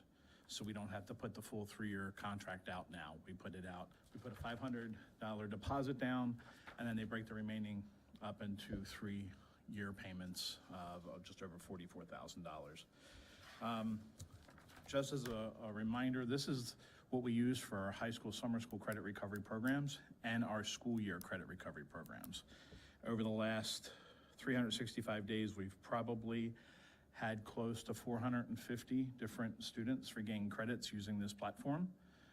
It is highly effective.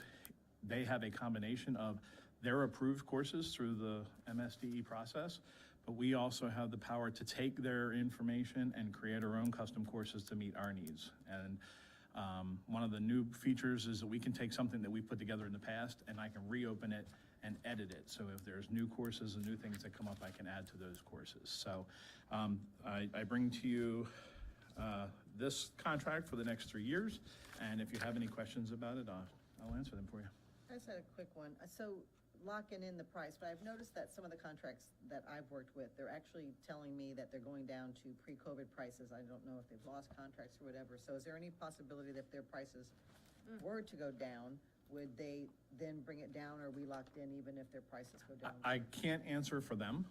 I can tell you that the history of working with them, they're not out to get us for any reason. They have merged with Apex, which is another large company. That's actually what we used to use before we went with Edmentum, and they were extremely expensive. Apex has good quality courses too, but very expensive. So I think that they would be willing to discuss that, but the contract, of course, is the contract. So we would be held to that, at the very minimum. But even everything that's on this contract, they are always very flexible with us. If we have 50 licenses in a particular area and we needed 56, I just call and say, can you give me 6 more? They don't charge us for it. They just give me 6 more. And just for the record, I was not insinuating whatsoever that a contract would try to gouge us. Oh, yeah. It was simply a question of whether or not, if prices went down, that would be considered. Everything they've That's done has important. been to try to help and benefit us. So I can't answer for them, but I would say if that was happening in everything that they did, I would think that they would also with us. So in your budget list, it says ESER 23 to 25. For ESER 3, I thought it expired in 24. Right, we're gonna use 23 and 24 funds, so this year and next year. And then in year 3, we're gonna look at the possible bill module that we had in the past. We actually bill for the course, credit recovery. Sure, you're pretty certain we have the money to cover it. Just making sure. Thank you. Mr. Salins recommended. All right. All right. Go ahead. Mr. President, I recommend that we renew and extend our contract with Edmentum for their courseware program. It's a 3-year agreement in the total dollar amount of $134,623, and the budget source would, for the first 2 years, be the 2023 to 2025 ESSER 3 funds, and then in 2026 would come from the unrestricted operating budget. All right, we have a second? Second. We have a motion and a second. All those in favor say aye. Aye. Thank you. Thank you. All right, next up, Dr. Kibler. 8.03. Hello, back again. Yep. I'm not here to ask for money, Right. but I do ask for a vote on school calendar next year.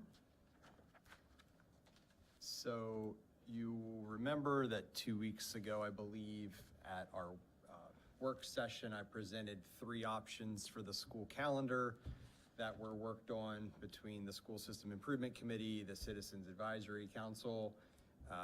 We wanted to present for feedback at that meeting. One of the things that you all ask is that we do a survey like has been past practice. So I got a survey out, I believe the next afternoon, to ask for the community's, well, the school community's input. It was open for 12 days, including 2 weekends, so I closed it Tuesday morning. I gave preliminary results on Friday, so this was up in time, so the numbers are a little bit inflated since if you looked at them over this past weekend. But we did get 1,519 responses. I sent this out through School Messenger, so it went to parents, guardians, and employees. When I presented the results to you today, I wanted you to see the different classifications so you could see the different groups' input. Overall, in the top left corner, you can see that option B was overwhelming majority, 2.5 times many people voting for that. When you look at just parents and guardians, so these are the top right graph, so these are not any employees included, they're only taking the survey as a parent or guardian. Calendar B still was the preference of that group. Employees in the bottom left, so those are just the employee category, not employee and parents and guardians. That group voted for calendar B, and then the third group, they are both an employee and a parent guardian. Calendar B again. This, because the question came up with the survey earlier, this represents almost half the employees. If you go on a 1,200 number, it's a little less than that if we use a 1,300 number of employees with part-timers and stuff. But so there's the results of the survey for you, and then I'm happy to answer any questions about the 3 calendar options. Again, we did change the regulation, so we won't go against any regulation no matter which calendar option that you all would vote on, but I'm happy to take any questions. I can project the calendars back up on the screen as well if you'd like to see. Calendar B does have the before Labor Day start and preserves a full week of spring break in the spring. Does this include the election timeframe? No, it does not. That won't be until the year next after. year. Okay, so we aren't quite ready to discuss. And then I read somewhere Having where our is there a state law you schools have to be available. closed, schools have to be closed unless, that's not okay. No. That's next year, we gotta talk to the election, the county commissioners told us it's not their, Purview, yeah. preview, we're gonna have to talk to election boards, I think we need to write for the We need to 24 election. Start now, though. Mm-hmm. Give them Oh, yeah. time to- I believe, Mr. Schiffinelli, I thought you wanted to start that conversation and With I council, remember yeah, correctly. with the board, can't remember his name right now, but I'll get it from Darren, and then we'll give him a call. I guess it's unofficial as that, right? We don't need to write a letter or, For the election board, yeah. that's Jeff Thompson. Yeah, I mean, I Thompson. think the best thing to do is talk to them about it first. and Sure. See if there's a process by which you need to do that, formal request, but I this know has him, come up from time to time. other places. I know him pretty well. Maybe you and I could meet him for lunch one day up here in Centerville. Sure. Lunch is always. Just to get the, show them what we'd like to do and then. Yeah, that'd be great. You know, And give the why behind it so Yeah, that right. people understand that it's not, we're not trying to be good partners. Right.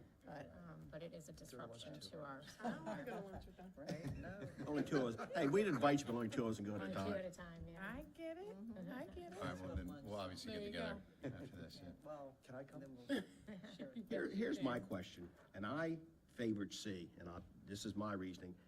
Students start after Labor Day. They end on the 12th, which the other ones, the B is on the 11th, so that's not a big deal. And I've always been a fan of starting students after Labor Day, just because the days before Labor Day seem to me, maybe our student members can comment, are a waste of time. I mean, you're still in the summer mode, Labor Day hadn't come, you're still on vacations. That's why I like B. Now, I did hear you say that there's that probably does not have a full week. No, to be able to still get out earlier in June, which was favorable to both of the groups, we had to take days away from spring break, 3 of them.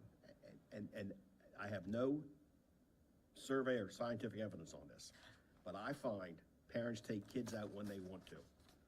And a lot of times they don't do it spring break because it's too crowded or too costly. They do it when they feel like doing it.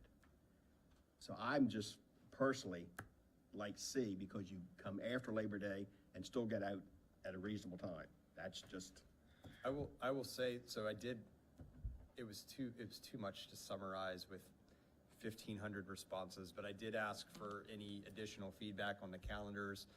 The comments are very interesting, it's like politics, because you have one response that says, B is the obvious choice, how could you pick anything else? And the next person says, well, it's obviously C, only a fool would pick B, so right.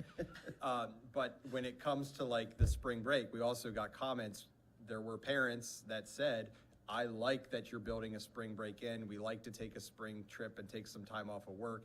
We want to target that time. And we also had parents that commented, frankly, I'd rather, what you just said, I'm going to take my kid out whenever I want. I'd rather them start after Labor Day. So it really is a mix. The only thing I can really say is go on, the results sort of speak for themselves. And I look at it from a little different perspective as it relates to testing, because the tests are set by the state at a given date. And the more time you can get in prior to testing, especially if you're in an AP course or something, is an advantage for the students overall. It also, I feel, before Labor Day, you kind of get all the stuff you need to get out of the way with all your paperwork and everything, so that as soon as you get back from Labor Day, you are on it, you're on instruction. And so, I think there's always two sides to every coin, and you're never going to make everybody happy.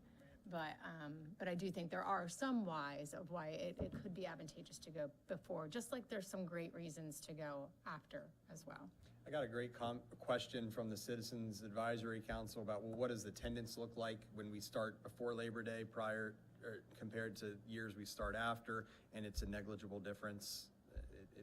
Well, I just want to thank everyone for taking the survey. That's a great turnout, but it's very clear, with good and bad, yes, that they've spoken. And so, and that's, so I don't know how we can, there's good and bad on all three. Yes. But I say that we go with what everybody has said that they wanted, so that would be my 2 cents.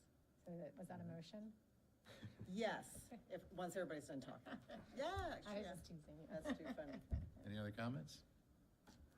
I'll go with majority, but I still like C. Mr. Smith, you can come work during spring break.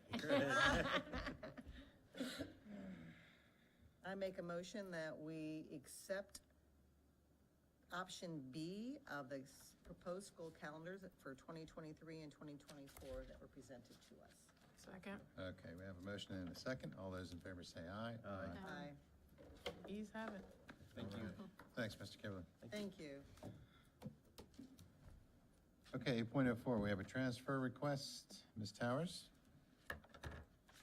Right. So before you is two transfer requests. The first one is for our unrestricted funds. Our unrestricted funds, as we talked about a little earlier when we dived into the negatives, if we look at the letter to the county, you can see the different changes in the categories and their reasoning for funding that we need to transfer funds in there. The administration, we talked about that with the badge machine, instructional other, the athletic trainer. Transportation, we need to look at more fuel, as far as to put $350,000 in there for fuel costs, and in the maintenance budget for $300,000 too as well, for repairs, for supplies. We're gonna pull money from savings from fixed charges. When we budget for a position, we budget for the family plan, and that's why you see some savings under the fixed charges, because some opt for different other types of plans, whether it's individual coverage, parent and spouse, or they actually waive no coverage. As well as we have some instructional savings from the time that it takes from an open position to the time that we fill it there as well. All right, any comments, questions? Mr. President, I propose that we approve the transfer between object categories, budget source, unrestricted current expense, fiscal year '23. Second. All right, so we got a motion and a second. Are there any comments or discussion any further?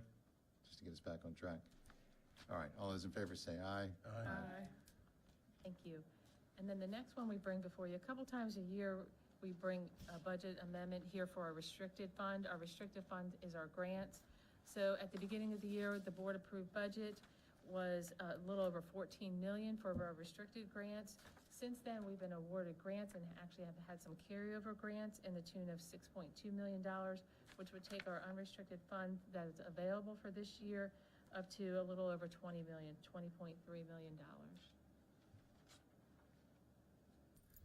Any questions? Motion? Mr. President, I move that we approve the transfer request with restricted budget amendment number 1 for fiscal year '23. Second. We have a motion and a second. Is there any discussion? No, hearing none. All those in favor say aye. Aye. Okay. Thank you. Thank you. All right, Dr. Kibler. 106, policies to rescind.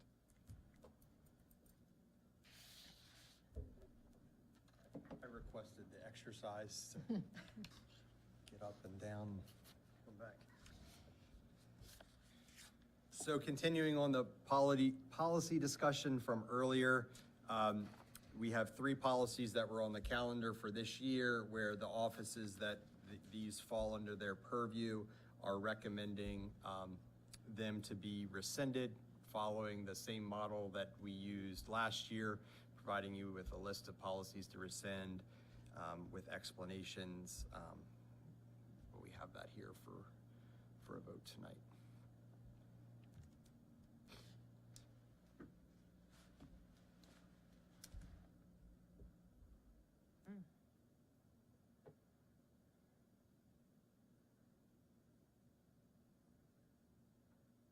I'd like to say I'm sort of organizing the calendar of these. These don't all fall in my office, so if there are questions, I'd ask some of the other members of the executive team. So, for example, 419, injury while received on duty, it's redundant, right? Because we have the workers' compensation laws. That's correct. In effect, all right. Similar with 641 as well. Right.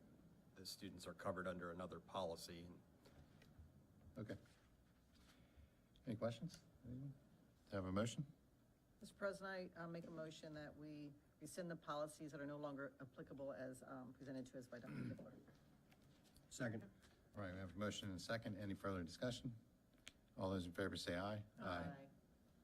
Thank you all. Thank you. Thank you. All right, Mr. Bender. 8.07.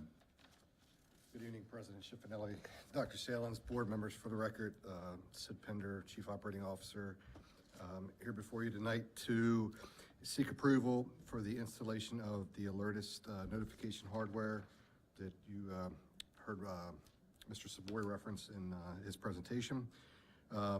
This is an approval of a contract with Skyline Technology Solutions utilizing the Carroll County Public Network RFP. And that RFP is what we utilize when we install our security cameras, A-phones, access controls. Skyline has done all of that work for us. It is a kind of a seamless transition. And what we're looking to do is include the mounting and cabling for 43 alert beacons and 43 LED marquee boards. These would go in your high traffic areas where you may not be able to hear the intercom during an emergency. But the beacons you're going to see, and then you'll be able to read the digital board. Another item that we'll have put in here is the push button for the panic buttons, and then also the desktop override software so that messages that are basically pre-recorded will be able to go onto a person's laptop and be pushed out. All of the hardware we were able to purchase through the Maryland Center for School Safety grant. So this part is just the installation of it. And it will be $51,299, and this will come out of the safety non-reoccurring account. I did have one question. I know Mr. Sibber mentioned that possibly in the future, getting more panic buttons for the Portables. Yes, thank you for the portables. Is there a way, is there any other money within that grant to be able to order the panic buttons ahead of time, even though we may not be installing them now? Probably not within the grant, but we could find probably additional funding for that somewhere. Those aren't gonna run us a whole lot of money. Yeah, I didn't see any breakdown of money, so I It's wasn't sure how pretty, much they were. the panic devices are pretty efficient and pretty small, so we could probably pick that up, which I thought was a great idea on his part, bring that Yeah. up. Very much so. Thank you. Yep. Like that we had all 14 schools. All right, any questions, comments? We have a motion? Mr. President, I move that we approve the contract with Skyline Technology Solutions to install the Alertus notification hardware in every school within Queen Anne's County Public Schools. Fiscal dollar amount would be $51,299, coming from the safety non-reoccurring account. Second. All right, we have a motion and a second. Any further discussion? All those in favor say aye. Aye. Aye.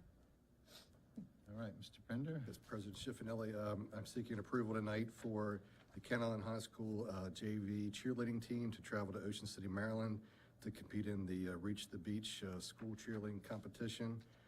This will be held at the Convention Center on February 25th and 26th. The team will depart Kent Island High School on February 24th and again return on February 26th.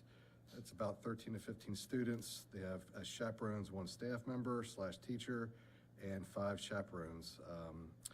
The trip will be paid for from the Little Buck camp and also SNAP raise. The approximate cost of the trip is $1,000. There is no substitutes required for any of the teachers that are on the trip.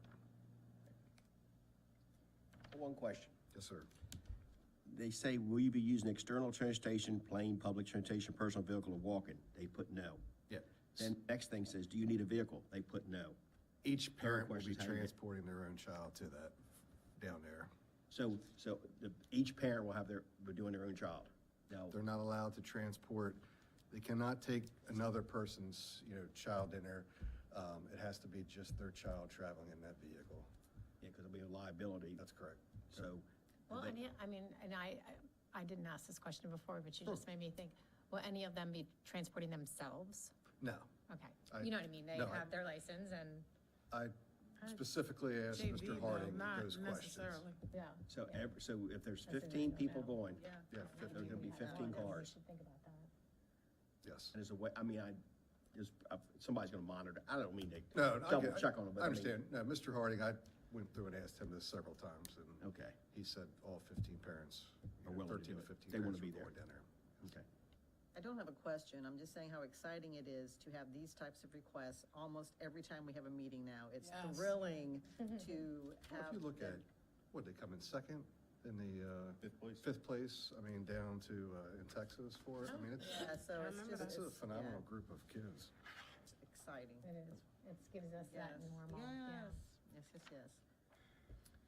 All right, then can we have a normal motion? Mr. President, I recommend that, okay, that we approve the Kent Island High School JV cheerleading team to travel to Ocean City, Maryland to compete in the Reach the Beach School cheerleading competition.